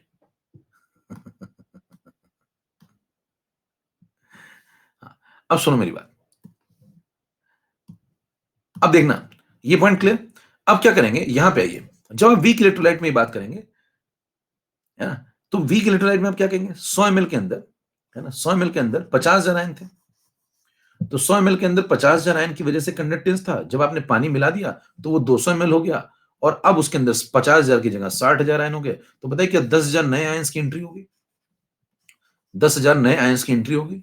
तो आप कहेंगे इस बार देखो जगह भी डबल हुई है, मतलब आपने जो कमरे थे, पहले आप 100 कमरे बनाते थे कॉलोनी में, अब आप 200 कमरे बनाते हैं, है ना, डबल कमरे बनाते हैं। लेकिन लोग, जनसंख्या आपने डबल नहीं करी, जनसंख्या आपने डबल नहीं करी, जनसंख्या थोड़ी बढ़ाई आपने। तो जो 10,000 नए आयंस आए हैं, पहला पॉइंट, 10,000 जो नए आयंस आए हैं, क्या उनका एकदम फ्रेश कंडक्टेंस ऐड होगा। भाई 10,000 लोग एकदम नए आए, एकदम न्यू, वो थे ही नहीं, वो सिस्टम में थे ही नहीं, अब वो हैं। तो जब वो नहीं थे तो उनका कंडक्टेंस 0 था, अब वो हैं तो उनका कंडक्टेंस कुछ एक्स होगा। तो भाई साहब उन 10,000 आयंस का कंडक्टेंस तो ऐड होगा ना। तो ये लोग 10,000 लोग अपना कंडक्टेंस जब सिस्टम में ऐड कराएंगे तो सिस्टम का ओवरऑल कंडक्टेंस काफी ज्यादा बढ़ेगा। एक बात, दूसरी बात, आपके तेज दिमाग में एक आइडिया भी कौंध रहा होगा कि संख्या बढ़ जाने से उनकी स्वतंत्रता इस बार घट नहीं जाएगी। हाँ, घट जाएगी, बिल्कुल सही समझा आपने। संख्या बढ़ने से उनकी स्वतंत्रता थोड़ी-सी घटेगी, लेकिन ध्यान दीजिए, आप जगह जगह भी तो देखिए, जगह सेम थोड़ी रखी गई है। संख्या बढ़ने से स्वतंत्रता घटती है, सही बात है। लेकिन भाई साहब संख्या तो आप 2 गुना थोड़ी बढ़ा रहे हो। देखो 50 का आपने 1 लाख थोड़ी कर दिया, लेकिन कमरे तो आपने डबल कर दिए। तो आप सोचिए एक कॉलोनी में आप कमरे डबल कर दे रहे हो, लेकिन जनसंख्या थोड़ी बहुत ही बढ़ा रहे हो, डबल नहीं, उससे बहुत कम। तो अगर कमरे आप डबल कर रहे हो, जनसंख्या डबल से बहुत कम बढ़ा रहे हो, तो भाई साहब स्वतंत्रता तो ओवरऑल, अगर आप डबल कमरे करके डबल जनसंख्या बढ़ाते हैं, तो स्वतंत्रता वैसी ही रहती। डबल कमरे करके जनसंख्या 2 गुने से कम बढ़ा रहे हो, तो स्वतंत्रता तो बढ़ी रही है ना भाई। कमरे भी तो डबल कर दिए आपने। आप कहोगे जनसंख्या बढ़ी है, कह रहे बिल्कुल ठीक बात है। कह रहे कितनी हुई है, 2 गुने से कम बढ़ी है। कह रहे जगह 2 गुनी बढ़ी है। तो भाई स्वतंत्रता तो बढ़ी है। तो क्या स्वतंत्रता बढ़ रही है या घट रही है? हाँ भाई, बताइए, इन व्यक्तियों की स्वतंत्रता बढ़ रही है, मतलब इनको घूमने फिरने की आजादी बढ़ रही है या घट रही है? तो कहेंगे बढ़ रही है, यहां भी बढ़ रही है। ठीक है, तो यहां दो फैक्टर काम कर रहे हैं, स्वतंत्रता भी बढ़ रही है और आयंस भी जुड़ रहे हैं। बड़ा फैक्टर लेकिन आयंस है। कितनों को बातें समझ में आ रही है? यस, ठीक है। इसलिए इसलिए जब आप पानी मिलाते हैं तो यहां पे कंडक्टेंस बढ़ जाता है, लेकिन उसका जो मेजर फैक्टर है वो स्वतंत्रता का बढ़ना नहीं है, मेजर फैक्टर है 10,000 नए लोगों का आ जाना। इसीलिए जब यहां पढ़ाया जाता है तो वीक इलेक्ट्रोलाइट में डाइल्यूशन बढ़ाने पे, अल्फा बढ़ने पे नंबर ऑफ आयंस का बढ़ना ये बड़ा फैक्टर माना जाता है। ला ला ला ला ला ला। कुछ समझ में आ रहा है भैया? ठीक है, क्लियर है। अब जो बातें आप पढ़ रहे हैं उसको जरा लिख भी लेते हैं, नहीं तो फिर आप थोड़ी देर बाद भूल जाएंगे, क्योंकि आप तो तेज तो हैं ही। आओ, एक पॉइंट लिख लें, ब्रेक अभी होगा, इसको कंक्लूड कर लें, फिर ब्रेक होगा, है ना? हम बीच में नहीं छोड़ते, बीच में छोड़ेंगे तो दिक्कत होगी, फिर से आपको पकड़ना पड़ेगा करंट। बड़ी मुश्किल तो आपका करंट पकड़ता है। अब सुनो, with same degree of dilution the rate of increment of conductance in weak electrolytes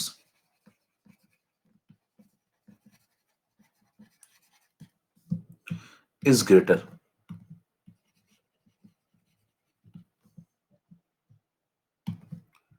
than as compared to strong electrolyte.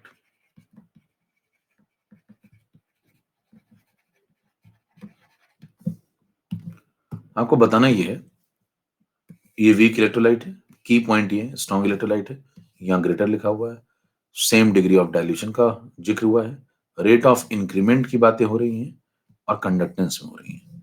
आपको बताना है जो बात लिखी है ये ट्रू है या फॉल्स है। पोल शुरू हो रहा है।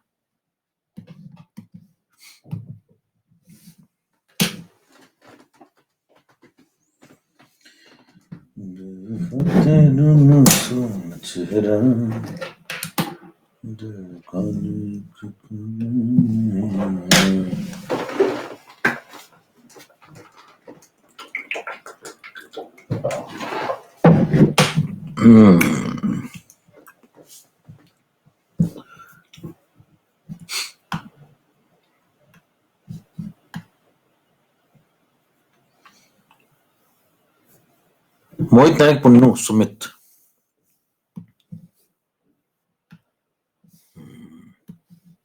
सही बात है, बिल्कुल सही बात है।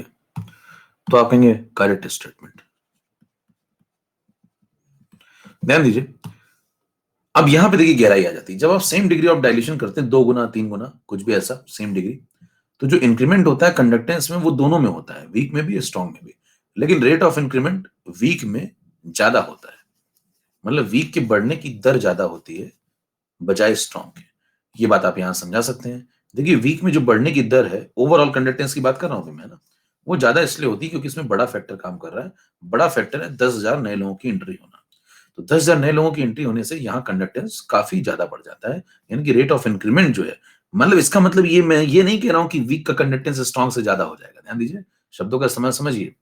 जो मूर्ख व्यक्ति है वो रहेगा तो मूर्ख ही, लेकिन उसका मूर्खता का लेवल जो था पहले, उससे आप बहुत समझदारी की तरफ बढ़ गया है वो, हालांकि अभी वो मूर्ख है। तो यहां जो है समझदारी इसकी बहुत तेजी से बढ़ी है। इसकी, ये पहले से बहुत समझदार था, तो इसकी समझदारी थोड़ी बहुत बढ़ी है। समझ पा रहे हैं? लेकिन आज भी ये मूर्ख है। समझ पा रहे हैं बात, मुद्दा समझ पा रहे हैं? तो इसका रेट बढ़ने का जो रेट है, रेट रेट कहां से कंपेयर होता है? वीक का रेट स्ट्रॉन्ग से थोड़ी कंपेयर करोगे, वीक का रेट तो वीक से कंपेयर करोगे ना। आप अगर एक्स पे थे तो आप 2x हो गए, तो यहां जहां पे थे वहीं से कंपेयर करोगे। तो जहां पे थे वहां से आप बहुत जल्दी जल्दी बढ़ रहे हो, क्योंकि आपके पास बड़ा फैक्टर है। ये जहां पे था वहां से, हालांकि बहुत ऊपर था, पहले से बहुत ऊपर था, वहां से धीमे धीमे बढ़ रहा है। ये बातों की गहराई होती है। इसके लिए पहले आपको खुद आना चाहिए, आप खुद ढंग से पढ़े लिखे होने चाहिए। नहीं तो फिर आप, है ना, वही करेंगे कि भाई चलो फिर तो यही हो गया, ये लो। आओ समझे आगे। अब क्या करिए, इसमें एक पॉइंट और समझ लीजिए जिससे आपका कंसेप्ट बिल्कुल शार्प हो जाए और मामला कंक्लूड हो जाए। देखिए, जब आप यहाँ पे पहुँच गए, 100 एमएल की जगह आपने 200 एमएल मिलाया, तो यहाँ पे आयंस सेम रहे। यहाँ पे जब आपने 200 एमएल किया, तो यहाँ आयंस बढ़ गए। इतना समझ में आ गया? ये नया सॉल्यूशन है, नीचे वाला आफ्टर डाइल्यूशन और ऊपर वाला बिफोर डाइल्यूशन। अब आप कहेंगे जब आफ्टर डाइल्यूशन में मैं 1 क्यूब निकालूंगा इस बार फिर से।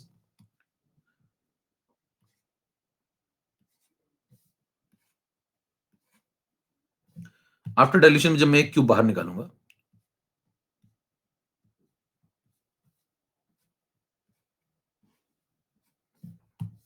तो ध्यान दीजिए 1 क्यूब यहां निकाल लिया हमने और 1 क्यूब यहां निकाल लिया। सेम वही 1 सेंटीमीटर क्यूब, 1 सेंटीमीटर क्यूब। तो ध्यान से देखिए, अगर आप 1 सेंटीमीटर क्यूब या 1 एमएल सॉल्यूशन यहाँ पे निकालते हैं और उसके अंदर कंडक्टेंस चेक करते हैं, तो वो आपको कप्पा का आइडिया देगा। यहाँ पे अगर आप 1 सेंटीमीटर क्यूब निकालते हैं या 1 एमएल सॉल्यूशन देते हैं, फर्स्ट लेक्चर देखिए काम आ रहा है, तो वो आपको कप्पा का आइडिया देगा।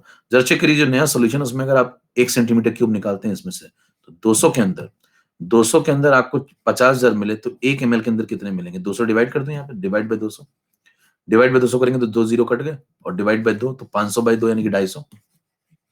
ठीक है, तो यहाँ पे लिखूंगा मैं क्या 250 आलू। यहाँ पे जब ये यहाँ पे देखो 200 में 60,000 थे तो एक में कितने होंगे? 200 डिवाइड कर दो, 200 डिवाइड करो, यहाँ पे जीरो जीरो कट के दो, 600 में 2 डिवाइड कर दो, 300। यहाँ पे आएगा 300। कोई तो ये नहीं कर पा रहे होंगे कैसे आए। अब देखो क्या होगा कि यहाँ पे एक क्यूब आपने लिया तो उसके अंदर अब 250 आए ना, यहाँ पे एक क्यूब ले रहे हैं तो उसमें 300 आए ना। पहले एक क्यूब में कितने थे? 500। यहाँ पे देखो एक क्यूब में कितने थे? 500। तो पहले एक क्यूब के अंदर जो कंडक्टेंस था स्पेसिफिक, अब कप्पा की बात हो रही है, अब देखिए कप्पा की बात हो रही है। पहले एक क्यूब के अंदर बिफोर डाइल्यूशन एक क्यूब के अंदर जो कंडक्टेंस था वो 500 आयन की वजह से था। अब एक क्यूब के अंदर कंडक्टेंस 250 आयन की वजह से। तो क्या हर क्यूब के अंदर जो आयंस फंस रहे हैं, पर क्यूब जो फंसने वाले आयंस हैं, एक क्यूब में आपके पास कितने क्यूब है उससे मेरे को मतलब नहीं है, पर क्यूब जो फंसने वाले आयंस हैं, क्या वो पहले से कम फंस रहे हैं? देखो, क्या वो 500 से 250 हो गए? तो अगर पर क्यूब में आयंस इतने कम फंसेंगे, आधे आयंस फंस रहे हैं, तो मेरे दोस्त कंडक्टेंस तो स्पेसिफिक कंडक्टेंस तो कम हो जाएगा। तो बताइए क्या कप्पा की वैल्यू गिर जाएगी? क्योंकि पर क्यूब में फंसने वाले आयन से ही कप्पा डिसाइड होता है। तो बताइए ये पुराना वाला कप्पा था, ये नया वाला कप्पा है, तो क्या कप्पा 2 250 आयंस की वजह से होगा? कप्पा 1 500 आयन की वजह से होगा? तो इसका मतलब क्या कप्पा की वैल्यू गिर जानी चाहिए? यस। तो इनको जब आप कंपेयर करेंगे तो कप्पा आपको गिरता हुआ नजर साफ आ रहा होगा। क्या बात समझ पा रहे हैं? यही काम जरा यहाँ देखिए, यहाँ पे एक क्यूब के अंदर कितने फंस रहे थे? 500 आयन फंस रहे थे। यहाँ एक क्यूब के अंदर 300 आयन फंस रहे थे। क्या पर क्यूब में जो आयंस फंस रहे हैं यहाँ भी गिर रहे हैं? तो यहाँ भी जब आप चेक करेंगे पर क्यूब के अंदर कंडक्टेंस का क्या हाल है, तो कप्पा 1 जब पहले था और कप्पा 2 जो अब है, वो कप्पा 2 गिर गया होगा। कितनों को बात समझ में आ गई?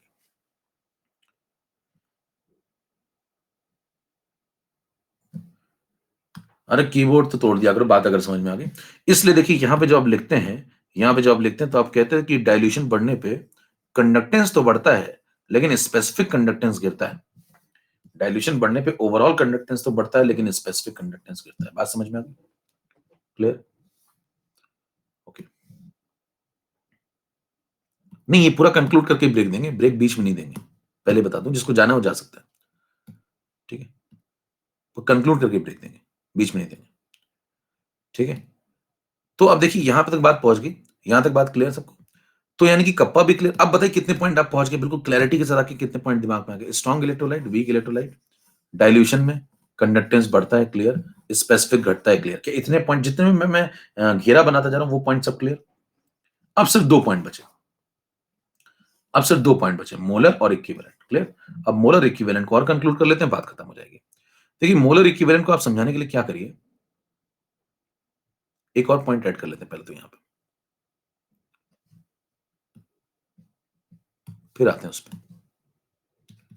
यहाँ पे एक पॉइंट लिख रहा हूं, ध्यान से पढ़िए। ये ढंग के सवाल है जो मैं लिख रहा हूं यहाँ पे। विद सेम डिग्री ऑफ, जिस दिन ये सवाल आ गया उस दिन मतलब अगर हमें हल्का फुल्का चूरन खाया होगा तो मतलब निकल लेगा मामला। सेम डिग्री ऑफ डाइल्यूशन, और इसको रट लेते हैं कई लोग, इसकी समझ भी तो होनी चाहिए ना। लिखवा तो सकता है आपको कोई, ये फील नहीं करा पाएगा। The rate of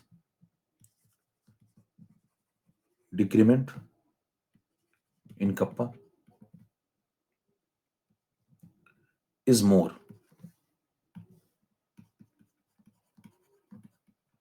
greater. For strong electrolyte,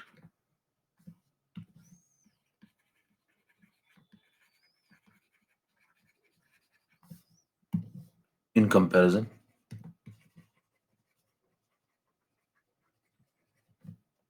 to weak electrolyte. ठीक है, पढ़िए ध्यान से। वो कह रहा है अगर आप सेम डिग्री ऑफ डाइल्यूशन करते हैं तो रेट ऑफ डिक्रीमेंट, जो गिरावट की दर होती है कप्पा में, वो ज्यादा होती है स्ट्रॉन्ग में। स्ट्रॉन्ग भी गिरता है, वीक भी गिरता है, दोनों का कप्पा गिरता है, लेकिन स्ट्रॉन्ग की जो गिरावट है, गिरावट देखिए, स्ट्रॉन्ग की जो गिरावट है वो ज्यादा होती है। कप्पा में जो स्ट्रॉन्ग की गिरावट है ना, वो ज्यादा होती है। किससे? वीक से। ऐसा क्यों बोला? देखिए ध्यान से, बिल्कुल सही स्टेटमेंट। देखिए यहाँ पे 500 आयन के 250 रह गए, आधे हो गए। देखो यहाँ आधे हो गए, यहाँ आप चेक करिए तो आयंस आधे हो रहे हैं, जस्ट आधे। और यहाँ पे अगर आप चेक करें तो 500 के आधे नहीं हुए, 500 से 300 हुए, है ना। कह रहे 500 से 300 मतलब कितने गुना हुए? 3/5 टाइम्स, 0.6 टाइम्स बोलते हैं इसको। तो यहाँ देखिए 0.5 टाइम्स हो गए और यहाँ 0.6 टाइम्स हो गए। समझ पा रहे हैं? तो बताइए यहाँ पे 0.5 टाइम्स हो गए और यहाँ 0.6 टाइम्स हो गए, तो बताइए यहाँ 1/2 हो गए, आधे ही हो गए ना। यहाँ तो आधे ही हो गए। और यहाँ देखो 0.6 हो गए, मतलब पहले जितने थे उसके 0.6 टाइम्स हो गए, तो आधे थोड़ी हुए। मतलब यहाँ पे गिरा 500 से 300 हुए, आसान भाषा में समझिए, छोड़ दीजिए। यहाँ 500 से 250 हो गए, यहाँ 500 से 300 हो गए, तो बताइए गिरे तो दोनों ही हैं, लेकिन ये तो 250 तक गिर गया, ये ज्यादा गिर गया, ये ज्यादा गिर गया, ये थोड़ा कम गिरा। तो गिरावट दोनों में होती है, ये ज्यादा गिरता है, ये थोड़ा कम गिरता है, बराबर। तो यही बात बताइए कि स्ट्रांग वाले में गिरावट ज्यादा दर्ज होती है, इसका ज्यादा नुकसान हुआ है, और वीक वाले का कम नुकसान हुआ है। ये पॉइंट सबको क्लियर? ठीक है। तो पहले बढ़ने का रेट देख रहे थे, अब गिरने का रेट देख रहे हैं। तो ओवरऑल कंडक्टेंस में जब आप बढ़ने का रेट देखते हैं तो वीक का ज्यादा होता है, और कप्पा में जब गिरने का रेट देखते हैं तो स्ट्रांग का ज्यादा होता है गिरने का रेट। क्लियर? दो पॉइंट, ये घुमावदार बातें हैं और ये दोनों सही हैं। ये सब आपको जब समझ में आ रहा है तो मतलब आपका कंसेप्ट क्लियर है। अब आखिरी कंक्लूजन लेते हैं और खत्म करते हैं। देखिए, अब आपको मोलर कंडक्टेंस चेक करना है, तो सोचना कहां से स्टार्ट करेंगे? दो बातें बच गई थी, उनको खत्म कर लेते हैं। जो आपको मोलर कंडक्टेंस चेक करना है, ये वाला, ये वाला, तो इनमें से एक चेक कर लीजिए, दूसरा अपने आप समझ में आ जाएगा। 18 नंबर स्लाइड पे ये आपको चेक करना है कि मोलर कंडक्टेंस के क्या हालात हैं। मोलर कंडक्टेंस होता क्या है मेरे दोस्त? मोलर कंडक्टेंस का मतलब है कि एक मोल का कंडक्टेंस, है ना, एक मोल का कंडक्टेंस। ठीक है, एक मोल का कंडक्टेंस, तो एक मोल इलेक्ट्रोलाइट का कंडक्टेंस, उसके आयंस का कंडक्टेंस। तो उसके अंदर आयंस कौन कौन से? कैटायंस है और एनायंस है। तो कैटायन और एनायन के बारे में सोचना पड़ेगा। देखो क्या क्या सोचना पड़ेगा, सोचने का तरीका क्या है। पहले एक मोल इलेक्ट्रोलाइट के बारे में सोचो, फिर एक मोल इलेक्ट्रोलाइट से आने वाले आयंस के बारे में सोचो। तो दो प्रकार के आयंस आएंगे, एक कैटायन आएगा, एक एनायन आएगा। तो कैटायन के बारे में सोचो, एनायन के बारे में सोचो कि तुम्हारे कंडक्टेंस का क्या हाल है। उससे पूछोगे ना जाके, आप पूछोगे एक मोल इलेक्ट्रोलाइट का क्या हाल है, फायदा है नुकसान। फिर एक मोल इलेक्ट्रोलाइट में जब तोड़ोगे तो एक मोल कैटायन मिलेगा, एक मोल एनायन मिलेगा। उससे जाके पूछो कि एक मोल कैटायन का क्या हाल है, एक मोल एनायन का क्या हाल है। कंसेप्ट देखिए आप जरा। पहले आप गए भाई साहब कि आपने पूछा एक मोल इलेक्ट्रोलाइट का क्या हाल है, फिर एक मोल इलेक्ट्रोलाइट के अंदर घुस गए, उससे पूछा भाई साहब वो क्या देगा, कहेगा एक मोल कैटायन देता है, मान लीजिए, सपोज, है ना। मान लो एबी टाइप है ना, एबी टाइप है, तो एक मोल उसने कैटायन दे दिया मान लो, और एक मोल मान लीजिए ज्यादा भी दे सकता है, ए टू बी टाइप होगा तो 2 मोल दे देगा, वो तो ठीक है, लेकिन मैं ए भी मान रहा हूं। समझ पा रहे हैं? मैं कोई कोना नहीं छोड़ता हूं कि आप सवाल उठा पाए। आज तक सवाल उठाने वाले मुझ पे मतलब खुद सवाल बन गए हैं। देखिए, एक मोल इलेक्ट्रोलाइट में एक मोल कैटायन और एक मोल एनायन मिला, और जब ये मिला मेरे दोस्त, तो अब मैं इसके बारे में सोचूंगा, एक मोल कैटायन में कितने आयंस होते हैं? N A, mole concept. एक मोल एनायन में कितने एनायन होंगे? N A, mole concept. यहाँ एनए ए पॉजिटिव है, यहाँ पे एनए बी निगेटिव है, तो मैं एनए एनए के बारे में सोचूंगा। और जब मैं एनए एनए के बारे में सोचूंगा तो पहले मैं क्या सोचूंगा? मैं कहूंगा इसमें एनए इंटू वन के बारे में सोचो, एनए इंटू वन के बारे में सोचो। तो पहले वन के बारे में सोचो। तो पहले मैं एक कैटायन और एक एनायन के बारे में सोचूंगा। जो उसका हाल होगा, जो उसका हाल होगा, वही दो का भी होगा, वही तीन का भी होगा। अगर उनका फायदा हो रहा है, दो का, एक का फायदा हो रहा है, दो का भी फायदा ही हो रहा होगा, तो फिर एनए का भी फायदा हो रहा होगा, तो फिर एनए का फायदा हो रहा होगा, और एनए का फायदा हो तो एक मोल का भी फायदा हो रहा होगा, तो एक मोल इलेक्ट्रोलाइट का भी फायदा हो रहा होगा, तो मोलर कंडक्टेंस का भी फायदा हो रहा होगा। हेलो, तो सोचूं कहां से? सोचूं कहां से? तो कहूंगा सोचूं तो इसके बारे में सोचूं, यानी कि एक कैटायन और एक एनायन के बारे में सोचूं। कंसेप्ट देख पा रहे हैं? एक कैटायन और एक एनायन के बारे में, यानी कि एक आयन के बारे में सोचना चाहिए। और जब मेरे को एक आयन के बारे में सोचना है तो थिंकिंग बदलनी होगी। पहले 1 ml के अंदर, ध्यान दीजिए, पहले मैं क्या करता था, यहाँ पे 1 ml के अंदर कंडक्टेंस चेक करता था। पहले मैं 1 ml के अंदर कंडक्टेंस चेक करता था, अब 1 आयन का क्या हाल है वो पूछूंगा। पहले 1 ml का क्या हाल था वो पूछता था, अब 1 आयन का क्या हाल है वो पूछूंगा। अब मामला ऐसे रिवर्स चलेगा। तो बताओ 500 आयन को अगर 1 ml मिल रहा है तो 1 आयन को क्या मिल रहा है? 500 आयन को अगर 1 ml मिल रहा है तो बताओ 1 आयन को क्या मिल रहा है? क्या 1 आयन को यहां पे 1/500 ml मिल रहा है? और बताइए यहां पे 1 आयन को क्या मिल रहा है? यहां पे क्या 1 आयन को 1/250 ml मिल रहा है? बात समझ में आ रही है? तो जरा उठा लो इन दोनों को, इधर आ जाओ। बताइए जब आप स्ट्रॉन्ग में चेक करें तो 1 आयन को आपको पहले क्या दे रहे थे आप? 1/500 दे रहे थे। अब क्या दे रहे हैं 1 आयन को? अब आप 1 आयन को वॉल्यूम दे रहे हैं घूमने के लिए स्वतंत्रता 1/250 ml। तो बताइए अगर आप ऐसा कर रहे हैं तो क्या किया आपने? ये देखो 500 बड़ा है, ये 250 छोटा है, इसका अब नीचे वाली पार्टी छोटी हो गई, तो ये आंसर बड़ा है। यानी कि 1 आयन को आप स्वतंत्रता ज्यादा दे रहे हैं। देखिए पर आयन पे अगर स्वतंत्रता बढ़ा रहे हैं इसका मतलब 1 आयन का कंडक्टेंस बढ़ेगा, और अगर 1 आयन का फायदा हुआ है तो फिर Na आयन का भी फायदा होगा, तो 1 मोल का भी फायदा होगा, तो 1 मोल इलेक्ट्रोलाइट का भी फायदा होगा, तो मोलर कंडक्टेंस का भी फायदा होगा। मजा आ गया तो कीबोर्ड तोड़ डालिए। इसलिए कहते हैं मोलर कंडक्टेंस बढ़ जाता है। इसलिए कहते हैं डाइल्यूशन करने में मोलर कंडक्टेंस बढ़ जाता है। और यही स्ट्रॉन्ग में भी हो रहा है, ये वीक में भी। जरा वीक में चेक कर लीजिए, वीक में भी चेक कर लीजिए। बताना यहाँ पे 1 आयन का कंडक्टेंस जो आपसे 1 आयन को चेक करेंगे कितनी जगह मिली, तो यहाँ पे मिल रही 1/500। और यहाँ पे चेक करेंगे 1 आयन को कितनी जगह मिली, तो यहाँ पे 1 आयन को जगह मिली 1/300। चेक कर लो। तो बताओ यहाँ भी तो जगह ज्यादा मिल रही है। पहले 1 आयन को मिल रही थी कितनी जगह? 1/500। अब 1 आयन को कितनी जगह मिल रही? 1/300 मिल रही। तो बताइए यहाँ भी क्या है, डिनोमिनेटर ये छोटा है, यानी कि ये वैल्यू बड़ी है। और अगर ये वैल्यू बड़ी है इसका मतलब 1 आयन को स्वतंत्रता ज्यादा दे रहे हैं आप। और 1 आयन को स्वतंत्रता दे रहे हैं तो इसका मतलब 1 आयन का फायदा हुआ, और 1 का फायदा हुआ है तो फिर 2 का भी फायदा होगा, 3 का भी फायदा होगा, 3 को भी अच्छा लग रहा है। 1 को अच्छा लग रहा है तो सबको अच्छा लग रहा होगा, तो Na को अच्छा लग रहा होगा तो 1 मोल को अच्छा लग रहा होगा। और 1 मोल कैटायन 1 मोल एनायन को अगर अच्छा लग रहा है, अगर कैटायन को अच्छा लग रहा है तो एनायन को भी तो अच्छा लग रहा होगा। अगर दोनों को अच्छा लग रहा है तो 1 मोल इलेक्ट्रोलाइट को अच्छा लग रहा है तो मोलर कंडक्टेंस को अच्छा लग रहा है, इसका मतलब वो भी बढ़ेगा।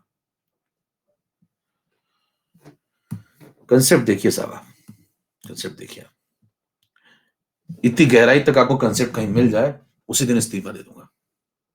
इस धरती पे आप जाके ढूंढ लीजिएगा जितने तथाकथित बुद्धिजीवी फिजिकल केमिस्ट्री आपको इलेक्ट्रोकेमिस्ट्री पढ़ाएंगे। सारी गलियां घूम लीजिए, मैं तो खुला बोलता हूं, आप सारी गलियां यहां छोड़िए, आप तो बाहर भी चले जाइए। यहां छोड़िए, आप तो बाहर क्या शहर छोड़ दीजिए, मुल्क छोड़ दीजिए। कंसेप्ट की क्लैरिटी मिल जाए तो नाम बदल दूंगा भाई साहब। मुल्क छोड़ दीजिए तब भी दिक्कत आएगी। यत्र तत्र सर्वत्र। अब मेरे को बताना अगर मोलर कंटेंट, इसका मतलब क्या प्रूव हो गया? क्या ये पॉइंट प्रूव हो गया? क्या ये पॉइंट प्रूव हो गया कि स्ट्रांग हो चाहे वीक हो, अगर डाइल्यूशन करते हैं तो मोलर कंडक्टेंस बढ़ता है? बताइए क्या ये पॉइंट प्रूव हो गया? क्या साम देखो कैसे ये पॉइंट प्रूव हो गया। अगर ये प्रूव हो गया तो ये अपने आप प्रूव हो गया। क्यों? क्योंकि ध्यान दीजिए मोलर कंडक्टेंस अगर प्रूव हो गया तो मोलर कंडक्टेंस होता क्या है? n factor times of equivalent conductance होता है। तो अगर मोलर कंडक्टेंस बढ़ रहा है तो n फैक्टर तो सेम है, तो इक्विवेलेंट भी तो बढ़ेगा।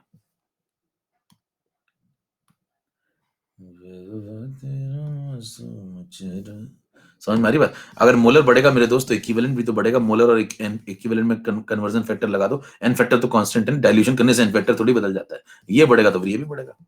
खत्म। केशव मेरे दोस्त कहां हो तुम?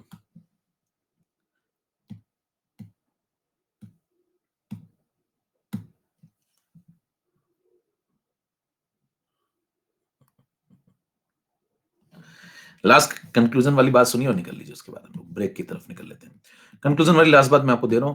देखिए जब आप यहां पे कहेंगे 19 नंबर स्लाइड में कि molar conductance is equal to kappa into V molar होता है, ये आपने पढ़ा था पहले।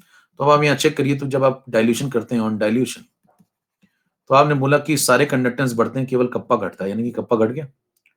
कप्पा घट गया और मोलर कंडक्टेंस बढ़ गया। तो ध्यान दीजिए ये घट रहा है तो ये बढ़ कैसे रहा है? तो आप कहेंगे ये जो मल्टीप्लाई हो रहा है ये ज्यादा बढ़ता होगा। इसका मतलब जो मल्टीप्लाई हो रहा है ये ज्यादा बढ़ता होगा, ये कम घटता होगा, इसीलिए ये ओवरऑल बढ़ जाता होगा। तो ये भी आपसे पूछ सकता है कि कप्पा जो घट रहा होगा और वी मोलर जो बढ़ रहा होगा उसमें ज्यादा कौन बढ़ रहा होगा? ये ज्यादा बढ़ रहा होगा, ये कम घट रहा होगा, इसलिए मल्टीप्लीकेशन रेट में बढ़ जाएगा, इसलिए मोलर कंडक्टेंस बढ़ जाएगा। अच्छा ये मैं साबित कैसे कर सकता हूँ? मैं साबित कैसे कर सकता हूँ? ध्यान दीजिए 3 बातें आपको प्रूव करनी है, तो 3 बातों में से अगर 2 बातें साबित कर दें तीसरी अपने आप प्रूव हो जाएगी। बताइए क्या मोलर कंडक्टेंस बढ़ता है, ये मैंने प्रूव कर दिया है पीछे। क्या कप्पा घटता है, ये मैंने प्रूव कर दिया है पीछे।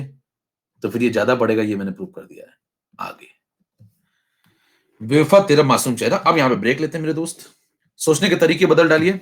ध्यान दीजिए, जब आपको जिंदगी में कभी मोलर के बारे में सोचना हो, जब आपको मोलर कंडक्टेंस के बारे में सोचना हो, तो एक आयन के बारे में सोचा करिए। दिमाग में आपके क्या कौनना चाहिए, एक आयन के बारे में सोचा करिए, आयंस के बारे में सोचिए, एक आयन के बारे में, उसका क्या हाल है, वो क्या फील कर रहा है। जब आपको कप्पा के बारे में सोचना हो, तो मेरे दोस्त एक क्यूब के बारे में सोचा करिए, एक एमएल के बारे में सोचा करिए कि वो क्यूब कैसा फील कर रहा है। जब आपको मोलर सोचना हो, तो आप एक आयन के बारे में सोचिए, जब आपको कप्पा सोचना हो तो एक क्यूब के बारे में सोचिए। मजा आ गया तो कीबोर्ड के टुकड़े तो करिए, और अगर आपको ये सब बातें बहुत जोरदार लगी तो तोड़िए, और अगर आपको जोरदार नहीं लगी तो मान लीजिए आपके दिमाग में डिफेक्ट है भाई साहब, और फिर आप ये याद कर लीजिए कि डायल्यूशन बढ़ने पे हर प्रकार का कंडक्टेंस बढ़ता है सिवाय एक के, वो है कप्पा, चाहे वो स्ट्रांग हो चाहे वीक हो। मिलते हैं ब्रेक के बाद। तो ब्रेक के बाद आगे कहानी बढ़ेगी। कहानी काफी जोरदार पहुंच चुकी है। यहां पे छोटा सा ब्रेक है, 3 मिनट का, हम लोग लौट के आते हैं।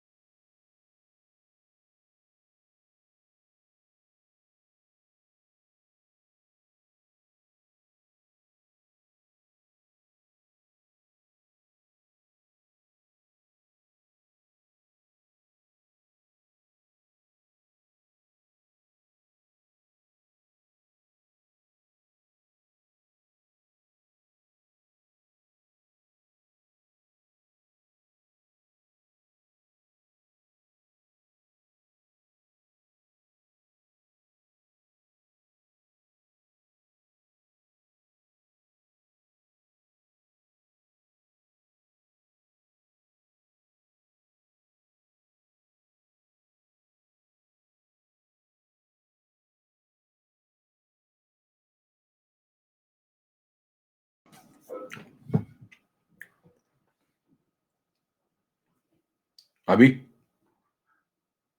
सही है। हाँ भाई,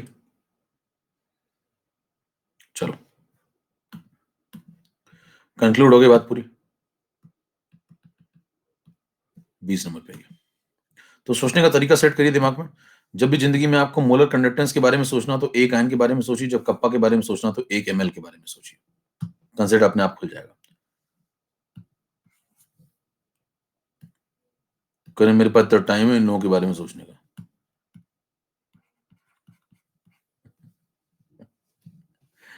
आओ आगे बढ़े। आओ समझे मेरे दोस्त, मुद्दा ये है, छोटी मोटी बातें एक दो और बचती हैं, खत्म करिए जल्दी से। रिलेशन बिटवीन, ये सब आगे कनेक्ट होंगी बातें क्योंकि, और ये आती भी हैं, ये गलत होती है लोगों से, आती है नहीं लोगों को, तो इनको समझ लीजिए जल्दी से, 2-4 मिनट लगेंगे। रिलेशन बिटवीन आयनिक कंडक्टेंस, यहां पे जाके मैक्सिमम लोगों का कंडक्टेंस खत्म हो जाता है। तो कुछ पॉइंट समझ लीजिए, एक्स्ट्रा पॉइंट है। आयनिक मोबिलिटी, तो आयनिक मोबिलिटी और आयनिक कंडक्टेंस में एक रिलेशन होता है। देखिए आयनिक मोबिलिटी को रिप्रेजेंट किया जाता है म्यू से, और आयनिक कंडक्टेंस को रिप्रेजेंट किया जाएगा लैम्डा से। ठीक है, तो आप जब चेक करेंगे तो आपको पता चलेगा लैम्डा प्रोपोर्शनल टू म्यू होता है। तो जितना ज्यादा आप म्यू बढ़ाएंगे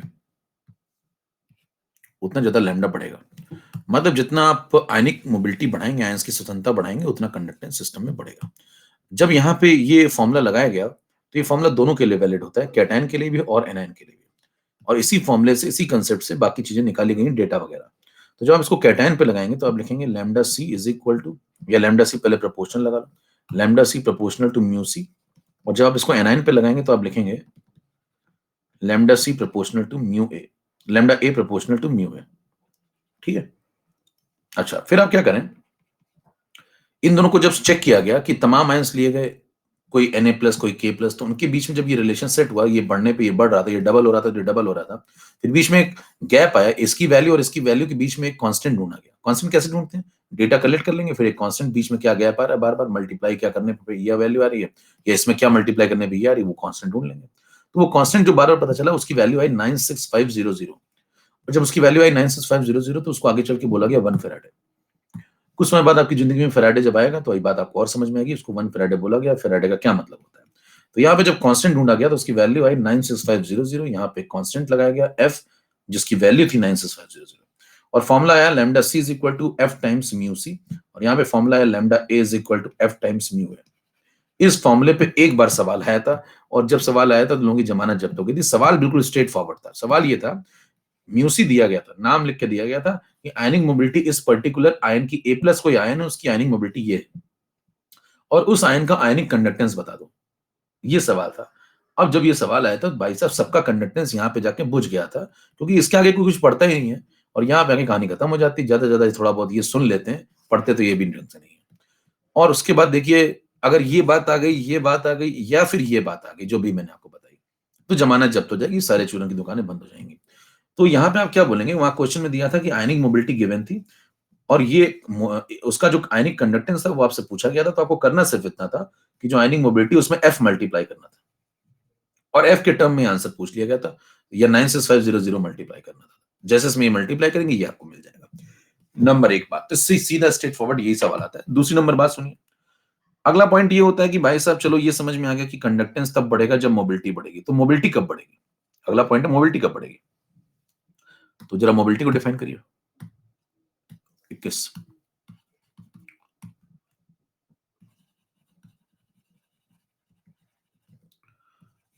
calculation of ionic mobility. Ionic mobility को डिफाइन किया गया म्यू से। इसको अगर आप समझाएं कि इसकी वैल्यू कैसे निकाली जाती है, म्यू की वैल्यू सॉल्व कैसे होती है, तो आयनिक मोबिलिटी का कैलकुलेशन का फॉर्मूला है। मोबिलिटी का मतलब वेलोसिटी से कनेक्टेड है, तो ऊपर लिखा जाता है वेलोसिटी ऑफ आयन, और नीचे लगाया जाता है पोटेंशियल ग्रेडियंट।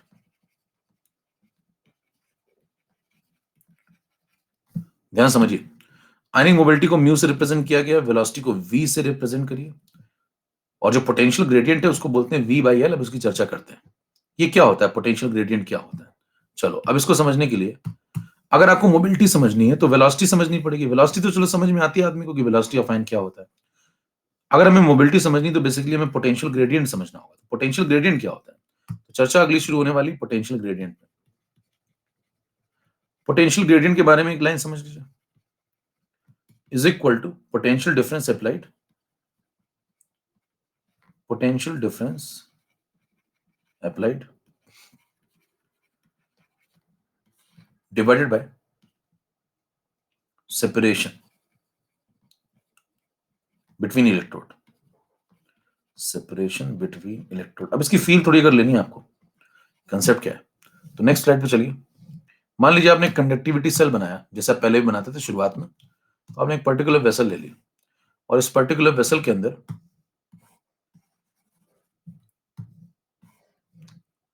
आपने यहां पे 2 इलेक्ट्रोड डिप करा दिए।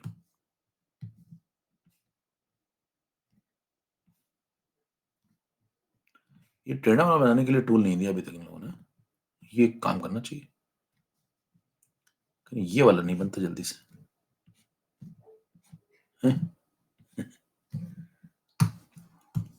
काम मिल गया, काम कह रहे मां मुझे काम मिल गया है। अनिल कपूर,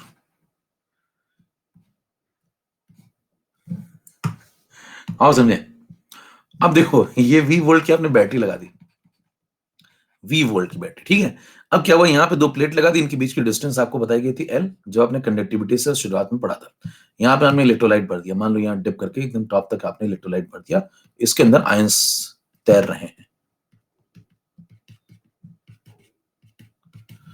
ठीक है। अब होगा क्या, इसके अंदर मान लीजिए आप तमाम आयंस भर दीजिए, कोई भी आयन भर दीजिए, उस चेक करिए। कहीं मान लो मैंने इसके अंदर एक बार चेक किया, किसको भर के, Na प्लस एक्वस को, और एक बार मैंने इसके अंदर चेक किया K प्लस एक्वस को भर के, और चेक किया कि इसकी मोबिलिटी पे क्या असर पड़ेगा, कौन ज्यादा मोबिलिटी रखता है कौन कम रखता है, इसको जरा चेक किया मैंने। तो पहले मेरे को समझना पड़ेगा भाई साहब चेक करने के लिए पोटेंशियल ग्रेडियंट क्या होता है। पोटेंशियल ग्रेडियंट को डिफाइन किया गया है V by L. V by L का मतलब क्या है, देखिए इन दोनों सिरों के बीच में 2 इलेक्ट्रोड जो आपने लिए हैं, इन दोनों प्लेट के बीच में कितना पोटेंशियल डिफरेंस है V वोल्ट का, और कितना गैप इनके बीच में L डिस्टेंस है। L डिस्टेंस में अगर V डिफरेंस है पोटेंशियल का, तो पर यूनिट लेंथ पे कितना पोटेंशियल डिफरेंस आएगा, V by L. L distance पे अगर V पोटेंशियल डिफरेंस अप्लाइड हुआ है, तो 1 यूनिट लेंथ पे कितना पोटेंशियल डिफरेंस अप्लाई हुआ, V बाई एल। और जो यूनिट लेंथ पे पोटेंशियल डिफरेंस अप्लाई होता है उसी को बोलते हैं पोटेंशियल ग्रेडियंट। उसी से पता चलता है कि चार्ज का फ्लो कितनी तेज होगा। पोटेंशियल ग्रेडियंट डिफाइन करता है कि चार्ज का फ्लो कितनी तेज होगा। समझ पा रहे हैं दोस्त फिजिक्स। अब सुनिए मेरी बात। अब क्या करेंगे, यहाँ पे आप दूसरे तरीके से समझ लीजिए, दूसरे तरीके से ऐसे समझ लीजिए कि आप जितना पोटेंशियल डिफरेंस अप्लाई कर रहे हैं वो ऊपर लिख दीजिए, जितना डिस्टेंस बीच में रखा है इलेक्ट्रोड के वो नीचे लिख दीजिए। ये ग्रेडियंट है। और ये ग्रेडियंट जब आप लगाते हैं तो बताइए इसके अंदर अगर मान लो मैं यहाँ पे Na प्लस आयन भर दूं और एक बार मैं यहाँ पे हटा करके उसको K प्लस आयन भर दूं, अलग अलग बार अलग अलग एक्सपेरिमेंट में करूं, मतलब इलेक्ट्रोलाइट चेंज करता हूं, एक बार NaCl डाल दूं, एक बार KCl डाल दूं, एक बार Na प्लस आयन भर दिया, मान लो एक बार K प्लस भर दिया, और ग्रेडियंट सेम रखा। क्योंकि ध्यान दीजिए एक बार आप ग्रेडियंट तो जनरली सेम ही रखते हैं ना, क्योंकि आपका सेल जनरली चेंज होता नहीं है। सेल तो एक फिक्स करके फिर आप चेक करोगे ना कि किसकी मोबिलिटी ज्यादा किसकी कम, तो ये फिक्स हो जाता है जनरली। जब ये फिक्स हो जाता है तो आप फिर चेक करना शुरू करते हैं मेरे दोस्त कि Li plus aqueous, Na plus aqueous, इन सबको आप मौका देंगे इसी सेल के अंदर, सेम सेल के अंदर। तो जब इनको सबको मौका देंगे तो चेक किया जाएगा Li Na K में, मान लीजिए चेक करें तो पहले Li छोटा था, अब Li बड़ा है, अब Li बड़ा है तो इसका कंडक्टेंस कम आएगा। पहले Li छोटा था, अब Li बड़ा है, पीछे पीछे याद है, पहले Li छोटा था, एक्वस फॉर्म में आएगा तो Li बड़ा हो जाएगा, तो उसका कंडक्टेंस कम आएगा। तो आप चेक करेंगे ये ऑर्डर आपको मिलेगा। किस चीज का ऑर्डर है बताइए, पीछे आपको पढ़ाया गया, याद करिए ये किस चीज का ऑर्डर है, ये आयनिक कंडक्टेंस का ऑर्डर है।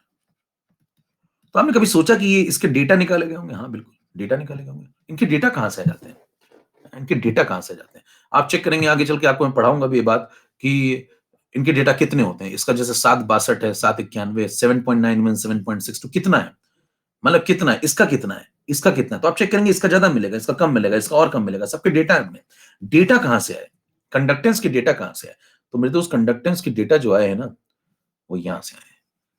कंडक्टेंस यहां से निकाला गया है मोबिलिटी में F मल्टीप्लाई करके। मोबिलिटी कहां से आई है, मोबिलिटी यहां से निकाली गई वेलोसिटी चेक करके और पोटेंशियल ग्रेडियंट चेक करके। पोटेंशियल ग्रेडियंट कहां से आया, पोटेंशियल डिफरेंस चेक करके और इलेक्ट्रोड के बीच का सेपरेशन चेक करके। तो ये जो V by L है, ये जनरली होता क्या है, ये जनरली सेम रखा जाता है। अगर आप इन सभी को V by L सेम दें, सेम कंडक्टिविटी सेल में भरें, तो बताइए जनरली आप जब सवाल लगाते हैं तो क्या होता है उसमें? उसमें ये जो सेपरेशन, ये जो पोटेंशियल ग्रेडियंट है, ये सेम दिया जाता है। जब आप ये सेम देंगे, तो ये टर्म सेम हो जाएगा। जब ये टर्म सेम हो जाएगा तो बताइए लॉजिक क्या बना? ये नीचे वाला टर्म सेम हो गया, ग्रेडियंट सारे आयन के लिए। तो जिस आयन की वेलोसिटी ज्यादा होगी उसकी मोबिलिटी ज्यादा होगी, और जिसकी मोबिलिटी ज्यादा होगी उसका कंडक्टेंस ज्यादा होगा। तो क्या मामला कंक्लूड हो गया? 3 टर्म आ गए, लैम्डा, म्यू और वेलोसिटी। ध्यान दीजिए, आप कहेंगे जिस आयन की वेलोसिटी ज्यादा होगी उस आयन की मोबिलिटी ज्यादा होगी, और जिस आयन की मोबिलिटी ज्यादा होगी उसका कंडक्टेंस ज्यादा होगा। क्या कंक्लूजन आ चुका है? अब सवाल उठता है वेलोसिटी किसकी ज्यादा होगी? वेलोसिटी उसकी ज्यादा होगी जो हल्का आयन है। तो जरा चेक करिए, वेलोसिटी उसकी ज्यादा ज्यादा होगी जो हल्का आयन है। तो बताइए यहाँ पे ये तो सबसे भारी बढ़ गया ना, ये सबसे भारी हो गया। ये सबसे धीमे, कम वेलोसिटी लेके बैठा है। ये सबसे कम वेलोसिटी लेके बैठा है। तो ये सबसे कम वेलोसिटी अगर Li प्लस एक्वस लेके बैठा है, अगर Li प्लस की वेलोसिटी सबसे कम है तो उसकी मोबिलिटी भी कम होगी, उसका कंडक्टेंस भी कम होगा। क्या समझ पा रहे हैं? और जिसकी वेलोसिटी सबसे ज्यादा होगी उसकी मोबिलिटी भी ज्यादा होगी, उसका कंडक्टेंस भी ज्यादा होगा। तो बताइए क्या सारे टर्म कनेक्टेड है? कोई पूछे भाई साहब ये सब कैसे निकालते हो, इनका डेटा कहां से निकालते हो? कहेंगे इसी फॉर्मूले से तो निकला है सब कुछ। आपको लैम्डा चेक करना है तो पहले म्यू चेक करो, म्यू चेक करना है तो पहले वी चेक करो, वी चेक करना है तो पहले जाके आयनिक साइज चेक करो। क्योंकि जो भारी आदमी होता है ना वो धीमे धीमे भागता है। तो अगर हल्का आदमी होगा, आयनिक साइज अगर कम आएगा तो तेज तेज भागेगा, तेज भागेगा तो मोबिलिटी ज्यादा होगी, तो कंडक्टेंस ज्यादा होगा। तो अब पहले जाओ आयनिक साइज चेक करो, आयनिक साइज अगर कम मिल गया तो कूद कूद के भागेगा, तो मोबिलिटी ज्यादा होगी तो कंडक्टेंस ज्यादा होगा। कितनों को बात समझ में आ रही है? तो जो Li प्लस है उसका साइज अभी सबसे बड़ा है इन तीनों में, और K प्लस का साइज इन तीनों में सबसे छोटा है। तो K प्लस का साइज अगर छोटा है तो उसकी वेलोसिटी ज्यादा, उसकी मोबिलिटी ज्यादा, उसका कंडक्टेंस ज्यादा, इसलिए आयनिक कंडक्टेंस का ऑर्डर ये। मेरे ख्याल से पॉइंट क्लियर।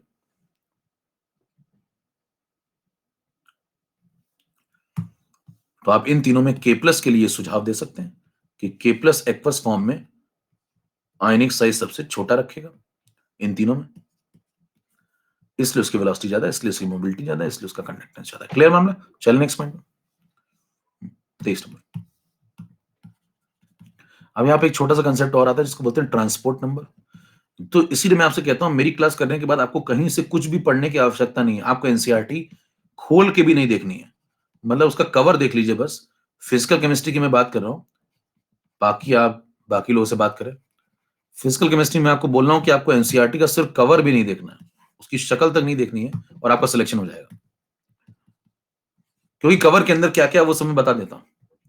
ऐसा नहीं कि एनसीईआरटी से पेपर नहीं आता, आता है, लेकिन कवर के अंदर क्या क्या वो सब मैं यही बता देता हूं, तो इसलिए कवर नहीं खोलना है। जैसे आई वैसे वापस कर दीजिएगा, फिजिकल वाले अलग से तो आती नहीं। और सुने, ट्रांसपोर्ट नंबर को रिप्रेजेंट किया जाता है टी से। टीसी और टीए दो टर्म आपको दिखेंगे। टीसी का मतलब है ट्रांसपोर्ट नंबर ऑफ कैटायन, और टीए का मतलब है transport number of anion. T का मतलब ट्रांसपोर्ट नंबर, ठीक है। तो जब आप ट्रांसपोर्ट नंबर को डिफाइन करते हैं तो टीसी को डिफाइन किया जाता है lambda C upon lambda C plus lambda F. Sense क्या बना इस बात का? ध्यान दीजिए, टोटल जो कंडक्टेंस दोनों व्यक्ति मिला के ला रहे हैं उसमें से कैटायन की क्या हिस्सेदारी है, जो फ्रैक्शन ला रहा है कंडक्टेंस टोटल का, जो फ्रैक्शन कैटायन की वजह से आया वो उसका ट्रांसपोर्ट नंबर है। तो ट्रांसपोर्ट नंबर का मतलब क्या होता है? जैसे मोल फ्रैक्शन आप पढ़ते हैं ना, तो टोटल मोल में जो हिस्सा आपका है, वैसे टोटल कंडक्टेंस में जो हिस्सा आपका है वो आपका फ्रैक्शन है। ये फ्रैक्शन आपने लाया, ये आपका ट्रांसपोर्ट नंबर है। और ऐसे जो एनायन लाएगा, वो उसका ट्रांसपोर्ट नंबर होगा। टीए को कैसे डिफाइन करेंगे? Lambda A upon lambda C plus lambda. तो ये कंसेप्ट मिलता जुलता है किससे?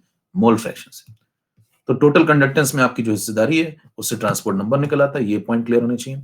आखिरी पॉइंट यहां पे ऐड करिए कि जो लैम्डा है वो डिपेंड करता है म्यू पे, और जो म्यू है वो डिपेंड करता है वेलोसिटी पे। Lambda proportional to mu and mu proportional to velocity. कहां से फॉर्मूला चेक करिए पीछे, देखिए लैम्डा प्रोपोर्शनल टू म्यू समझ में आता है, और देखिए म्यू प्रोपोर्शनल टू, ये म्यू है और ये वेलोसिटी है, ये दोनों एक दूसरे के प्रोपोर्शनल है, क्योंकि ये कांस्टेंट रहता है जनरली, ये कांस्टेंट है, दोनों एक दूसरे के डायरेक्टली प्रोपोर्शनल है। तो म्यू प्रोपोर्शनल टू वेलोसिटी। अब बताना, इसका मतलब मैं लैम्डा के रेशियो की जगह पे म्यू का रेशियो भी लिख सकता हूं, और म्यू के रेशियो की जगह पे वेलोसिटी का रेशियो लिख सकता हूं, क्योंकि सब प्रोपोर्शनल है। तो यहाँ पे 3 फॉर्मेट आ जाते हैं। Slide number 24। स्लाइड नंबर 24 में अगर बात करें तो यहाँ पे ट्रांसपोर्ट नंबर को एक नए सिरे से डिफाइन किया जाता है। टीसी को आप लिख सकते हैं 3 तरीकों से। तरीका नंबर 1, ऊपर आप लिखिए लैम्डा सी, नीचे लिखिए लैम्डा सी प्लस लैम्डा है। लैम्डा म्यू के प्रोपोर्शनल है तो ऊपर लिख दो म्यू सी, नीचे लिख दो mu C plus mu S, same answer आएगा। ऊपर लिख दो वेलोसिटी ऑफ सी कैटायन, नीचे लिख दो velocity of cation plus velocity of anion, same answer आएगा क्योंकि तीनों प्रोपोर्शनल है। यही काम आप टीए के लिए भी कर सकते हैं। ट्रांसपोर्ट नंबर ऑफ एनायन लिखेंगे तो क्या लिखेंगे बताओ? ऊपर लिखेंगे आप क्या? Conductance of anion upon total conductance. यहां पे क्या लिखेंगे? Ionic mobility of anion upon total ionic mobility. सब प्रोपोर्शनल चल रहा है। यहां पे क्या लिखेंगे? Velocity of anion upon velocity of cation plus velocity of anion. ऐसा क्यों कर पा रहे हैं? क्योंकि लैम्डा प्रोपोर्शनल टू म्यू है और म्यू प्रोपोर्शनल टू वी है। कहानी खत्म है। ये पॉइंट आपको समझ में आने चाहिए। ये आखिरी कंसेप्ट है इसका, ट्रांसपोर्ट नंबर। ये भी डन। अगर आप टीसी और टीए को जरा जोड़ दें, इन दोनों को जोड़ो, कितना आंसर आ रहा है? 1। इन दोनों को जोड़ो आंसर 1, इन दोनों को जोड़ो आंसर 1। तो इनमें से किसी को भी आप जोड़िए किसी भी तरीके से, तो आंसर दोनों को जोड़ने पे 1 आ रहा है। तो यहाँ पे कंसेप्ट शॉर्ट में और समझ लीजिए 25 नंबर स्लाइड में, कि टीसी और टीए का जो समेशन होता है वो 1 होता है, ठीक वैसा ही जैसा मोल फ्रैक्शन में चलता है। याद करिए, दो मिसेबल चीजें हैं तो मोल फ्रैक्शन का समेशन 1 हुआ करता था। सेम वैसा ही कंसेप्ट यहाँ पे भी चल रहा है। इसका मतलब अगर कैटायन की ट्रांसपोर्ट नंबर की वैल्यू आपको 0.7 दे दी गई और एनायन की आपसे पूछ ली गई और आपने ये सब नहीं पढ़ा है, तो आपका हो जाएगा, इसका आंसर 0.3 आ जाएगा, क्योंकि दोनों का समेशन 1 होता है। समझ पा रहे हैं? अब इसका भविष्य से क्या ताल्लुक है? भविष्य से ताल्लुक ये है मेरे दोस्त, यहाँ पे एक स्पेशल केस है, वो पूछा जा सकता है आपसे, और इस पे सवाल 1-2 बार टेस्ट सीरीज वगैरह में दिखे भी हैं कि अगर क्या, अगर तुम मिल जाओ जमाना छोड़ देंगे, अगर velocity of cation velocity of anion के बराबर हो जाए, देन टीसी एंड टीए की वैल्यू बताइए। 4 ऑप्शन।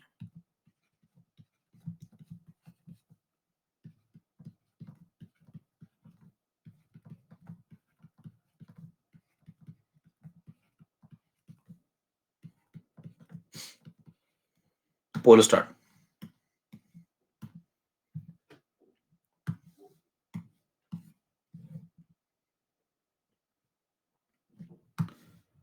अगर velocity of cation velocity of anion के बराबर हो जाए तो टीसी टीए की वैल्यू बताइए। तो अभी आपने पीछे सीखा है कि ये वाला फॉर्मेट,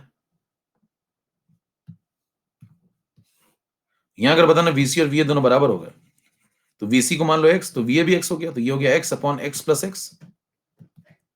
तो बताइए यहां पे लगाया सॉल्यूशन। सॉल्यूशन में आप क्या देंगे? 75% का सही हुआ है। देखिए टीसी इज इक्वल टू क्या होगा? VC upon VC plus वीए। तो थोड़ी देर के लिए वीसी को मान लेते हैं एक्स, तो ये अगर एक्स है तो दूसरा वाला भी एक्स है, क्योंकि दोनों बराबर है।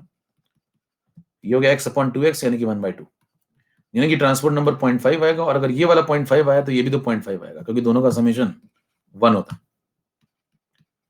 सही जवाब ये है। ये सवाल एक टेक्निकल सवाल है, और ये जिस समय आ गया फिर से मतलब जमाने जब्त हो जाएगी। कितने लोग को मौज आ गई? कंडक्टेंस समाप्त होता है। मोहित नायक, पुन्नू, सुमित तिवारी। इस प्रकार से यहां पे आकर के कंडक्टेंस खत्म होता है, और खत्म का मतलब वास्तव में खत्म होता है, मजाक में नहीं खत्म होता है। ये जो मैंने खत्म किया है, इसके बाद कभी ये शुरू नहीं हुआ जिंदगी में। आपकी जिंदगी में कंडक्टेंस में आपको इसके अलावा धरती पे कोई व्यक्ति कोई कंसेप्ट नहीं पढ़ा सकता है इतनी क्लैरिटी के साथ। जाके आप कहीं पढ़ लीजिएगा, और कुछ भी छूटा नहीं, एक एक कंसेप्ट क्लियर है। इसके अलावा कहीं से सवाल अगर आ जाए साहब, इसके बाहर से एक सवाल कहीं से आपको आ जाए, तो मतलब आप केस कर दीजिएगा, वकील मैं लाके दूंगा मानहानि का। क्या मोक्ष मिल रहा है कि नहीं मिल रहा है? देख लीजिए, कवि ने यहां से शुरू किया था। मोक्ष मिल रहा है तो एक बार लिख दीजिए जरा। ये अंत है। मैंने कहा ना, सब लौट मुझी में आते हैं, अंत मैं ही करता हूं। खत्म, ये पूरा कंसेप्ट खत्म, 5 पॉइंट खत्म, ये सब खत्म।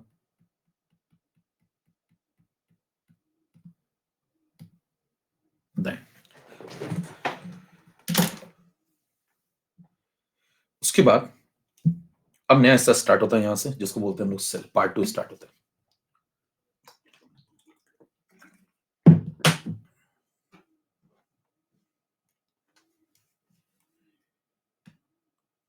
अब आपको धरती पे कहीं से कंडक्टेंस कुछ नहीं पढ़ना है, जो मैं पढ़ा दूं उसके बाद खत्म है खेल। कोई एनसीईआरटी नहीं, कोई किताब नहीं, कुछ भी नहीं। ठीक है, कुछ भी नहीं मतलब कुछ भी नहीं। सिर्फ ये पढ़िए, रिवाइज करिए, क्वेश्चन लगाइए, सारे सवाल लगेंगे अगर आपके पास थोड़ा सा भी दिमाग है तो। और किसी भी किताब से सारे सवाल लगेंगे। बड़ी बात मैं क्या बोलूं, ऐसा नहीं बोलो कि इस मॉड्यूल से लगाना, उससे मत लगाना। धरती की कोई किताब जो नीट के लिए बनी हो, जेई के लिए बनी हो, आईटी के लिए बनी हो, वो लगाइए, आप सारे सवाल लगेंगे कंडक्टेंस के। इसके अलावा कोई कंसेप्ट जेई में भी नहीं पढ़ा पाता है, होता ही नहीं ना कोई कंसेप्ट इसके अलावा, क्या पढ़ाओगे इसके अलावा, मारने थोड़ी लगोगे। चलिए पार्ट टू। पार्ट टू यहां से स्टार्ट होता है मेरे दोस्त। पार्ट टू के अंदर दो हिस्से होते हैं।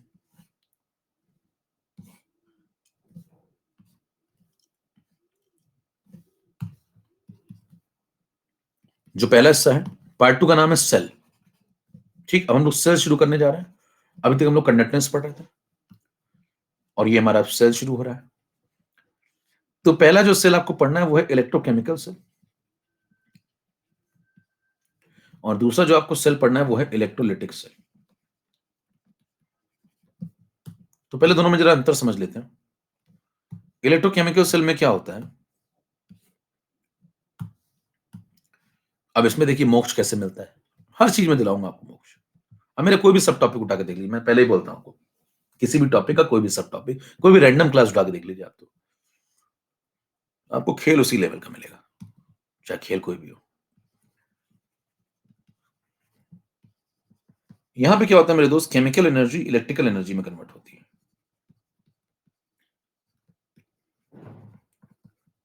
और यहां पे इलेक्ट्रिकल एनर्जी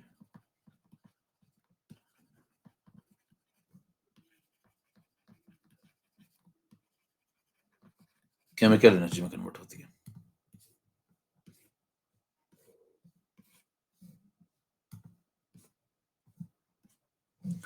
अब ये सब क्या चल रहा है जरा समझिए। देखिए केमिकल एनर्जी को इलेक्ट्रिकल एनर्जी में कन्वर्ट करने का क्या मतलब है, समझिए थोड़ा। सबसे पहले क्या होगा कि जैसे आप रिएक्टिविटी के डिफरेंस के बेसिस पे, कोई रॉड है कहीं रिएक्टिव फील कर रही है उस, और कहीं कम रिएक्टिव कोई फील कर रही है, तो उसकी रिएक्टिविटी के बेसिस के डिफरेंस में एक जगह पे शुरू करवाएंगे ऑक्सीडेशन और दूसरी जगह पे रिडक्शन। कहीं से इलेक्ट्रॉन एक जगह से दूसरी जगह फ्लो करवाना शुरू होंगे, तो एक जगह से इलेक्ट्रॉन निकलेंगे दूसरी जगह पहुंचेंगे, तो एक जगह ऑक्सीडेशन एक जगह रिडक्शन। जब ये स्टार्ट होगा तो मतलब इलेक्ट्रॉन का फ्लो स्टार्ट होगा। जब इलेक्ट्रॉन का फ्लो स्टार्ट होगा तो इसका मतलब करंट का फ्लो अपोजिट डायरेक्शन में स्टार्ट होगा। फिर जब करंट का फ्लो स्टार्ट होगा तो आपको आउटपुट में वोल्ट मिलेंगे, और आउटपुट में वोल्ट मिलेंगे तो आपको आउटपुट में इलेक्ट्रिकल एनर्जी मिलेगी। इसका मतलब आपको आउटपुट में क्या मिला, इलेक्ट्रिकल एनर्जी। ठीक है, और इनपुट में हमने क्या किया था, क्या दिया था, केमिकल सब्सटेंसेस, तो उसे क्या बोलेंगे, केमिकल एनर्जी लगाई थी भाई, सब्सटेंस डाले आपने, तो जब आपने सब्सटेंस डाले तो उनके अंदर कौन सी एनर्जी, केमिकल एनर्जी। उनसे आपने क्या गेन कर लिया, वोल्ट गेन कर लिया। वोल्ट को आप ईएमएफ बोल देते हैं, आगे चल के आगे बोल देते हैं इसको ईएमएफ, इलेक्ट्रोमोटिव फोर्स। इसमें चर्चा होगी आगे। फिलहाल आपको वोल्ट मिल गए, वोल्ट मिल गए तो आपको इलेक्ट्रिकल एनर्जी मिल गई, इसको बोलते हैं इलेक्ट्रोकेमिकल सेल, राइट। जब आप इलेक्ट्रोलिटिक सेल में आते हैं तो इसका जस्ट अपोजिट कार्यक्रम होता है। इलेक्ट्रोलिटिक सेल में क्या करते हैं, इसमें पहले से आपके पास बैटरी होती है, ध्यान दीजिए, इसीलिए इसको बाद में पढ़ा जाना चाहिए। मतलब पहले पढ़ना चाहिए इलेक्ट्रोकेमिकल, फिर पढ़ना चाहिए इलेक्ट्रोलिटिक, क्योंकि इलेक्ट्रोलिटिक में इनपुट में आप इलेक्ट्रिकल सोर्स लगाते हैं, मतलब आपको इनपुट में बैटरी लगानी पड़ती है। तो भैया पहले बैटरी बनाओगे तब तो लगाओगे, पहले यहां बैटरी बनाओ, यहाँ सीखो बैटरी बनती कैसे है, आउटपुट निकलता कैसे है, बैटरी बनाई कैसे जाती है, फिर उस बैटरी को यहाँ लगाओगे, तब फिर कुछ और नई केमिकल रिएक्शन होगी। तो कई लोग पहले ये पढ़ लेते हैं मतलब समझ रहे हैं? पहले इलेक्ट्रोलाइटिक पढ़ ले, उनसे पूछो बैटरी कहाँ से आई, कहना बैटरी में ले आया, मार्केट में मिलती है। अबे मतलब कंसेप्ट कुछ तो शर्म खाओ। तो मतलब कुछ भी पढ़ा देते, कहीं कोई ऑर्डर, कहीं तो भाई साहब कंडक्टेंस बाद में पढ़ा देते हैं, कहीं इलेक्ट्रोलिटिक से शुरू कर लेते हैं, कहीं से कुछ भी शुरू कर लो क्या। आयनिक पढ़ाएंगे तो भाई साहब सीधे कहेंगे एचसीएल से शुरू कर लो चलो पानी है ही नहीं, पानी पढ़ाया नहीं भाई साहब, पानी के बारे में कुछ नहीं पता, करे एचसीएल शुरू, एचसीएल डिसॉल्व कहाँ में हो रहा है, केडब्ल्यू कहाँ है, डिस्टर्ब किसका इक्विलिब्रियम होगा, कुछ नहीं पता भाई साहब, जिंदगी कट रही है। तो देखिए यहाँ पे आपको इलेक्ट्रोलिटिक्स से बाद में पढ़ना चाहिए, इसको सेकंड नंबर पे पढ़ना चाहिए। तो यहाँ पे एक बैटरी लगाएंगे, बैटरी लगाएंगे तो उससे क्या होगा भाई, बैटरी लगाएंगे तो उसमें से करंट का फ्लो होगा। जब करंट उसमें से फ्लो करेगी, आप इनपुट में बैटरी लगा रहे हैं, ध्यान दीजिए, ये इनपुट है, ये आउटपुट है। यहाँ पे देखिए ये इनपुट था और ये आउटपुट था। तो यहाँ बैटरी लगाएंगे, उसमें से करंट फ्लो होगी, करंट फ्लो होगी तो उसकी अपोजिट डायरेक्शन में इलेक्ट्रॉन का फ्लो होगा। फिर एक जगह से दूसरी जगह, जब एक सिरे से दूसरी जगह इलेक्ट्रॉन चलने लगेंगे तो एक तरफ ऑक्सीडेशन और एक तरफ रिडक्शन होगा। और जब ऐसा होगा तो आपको यहाँ पे केमिकल प्रोडक्ट्स मिलेंगे, और वहां पे जब केमिकल प्रोडक्ट्स मिलेंगे तो केमिकल प्रोडक्ट्स में केमिकल एनर्जी होगी, एंथैल्पी। थर्मो, आजकल मैं थर्मो पढ़ा रहा हूँ 11th में, कभी इच्छा हो तो आके देख लीजिएगा, आपको वहां भी समझ में आ जाएगा कि थर्मो क्या होती है। यहाँ पे केमिकल प्रोडक्ट्स जब आपको मिलेंगे तो जो केमिकल प्रोडक्ट्स मिलेंगे उनके अंदर केमिकल एनर्जी होगी, तो यहां पे आपने केमिकल एनर्जी गेन कर ली आउटपुट में। अगर यहां नहीं पढ़ा लाइक इट। तो यहां देखिए केमिकल एनर्जी आउटपुट में मिल गई आपको। तो दोनों में प्रोसेस अपोजिट है। यहां पे इनपुट में केमिकल दी जाती है, ऑक्सीडेशन रिडक्शन, फिर इलेक्ट्रॉन, फिर करंट, फिर वोल्ट। आउटपुट में इलेक्ट्रिकल। यहाँ इनपुट में बैटरी लगाएंगे, फिर करंट, फिर इलेक्ट्रॉन, फिर ऑक्सीडेशन रिडक्शन, फिर केमिकल प्रोडक्ट। ये अलग कहानी, ये अलग कहानी। दोनों में अंतर समझना होगा, दोनों को डिटेल में पढ़ना होगा। यही पार्ट 2 में आपको पढ़ना है। और जब ये आपका खत्म हो जाएगा तो चैप्टर बिल्कुल समाप्ति की ओर जाएगा, क्योंकि इसको बहुत डिटेल में समझना है। इसमें बहुत सारे वेरिएशन होते हैं। ठीक है। अब इलेक्ट्रोलाइटिक सेल में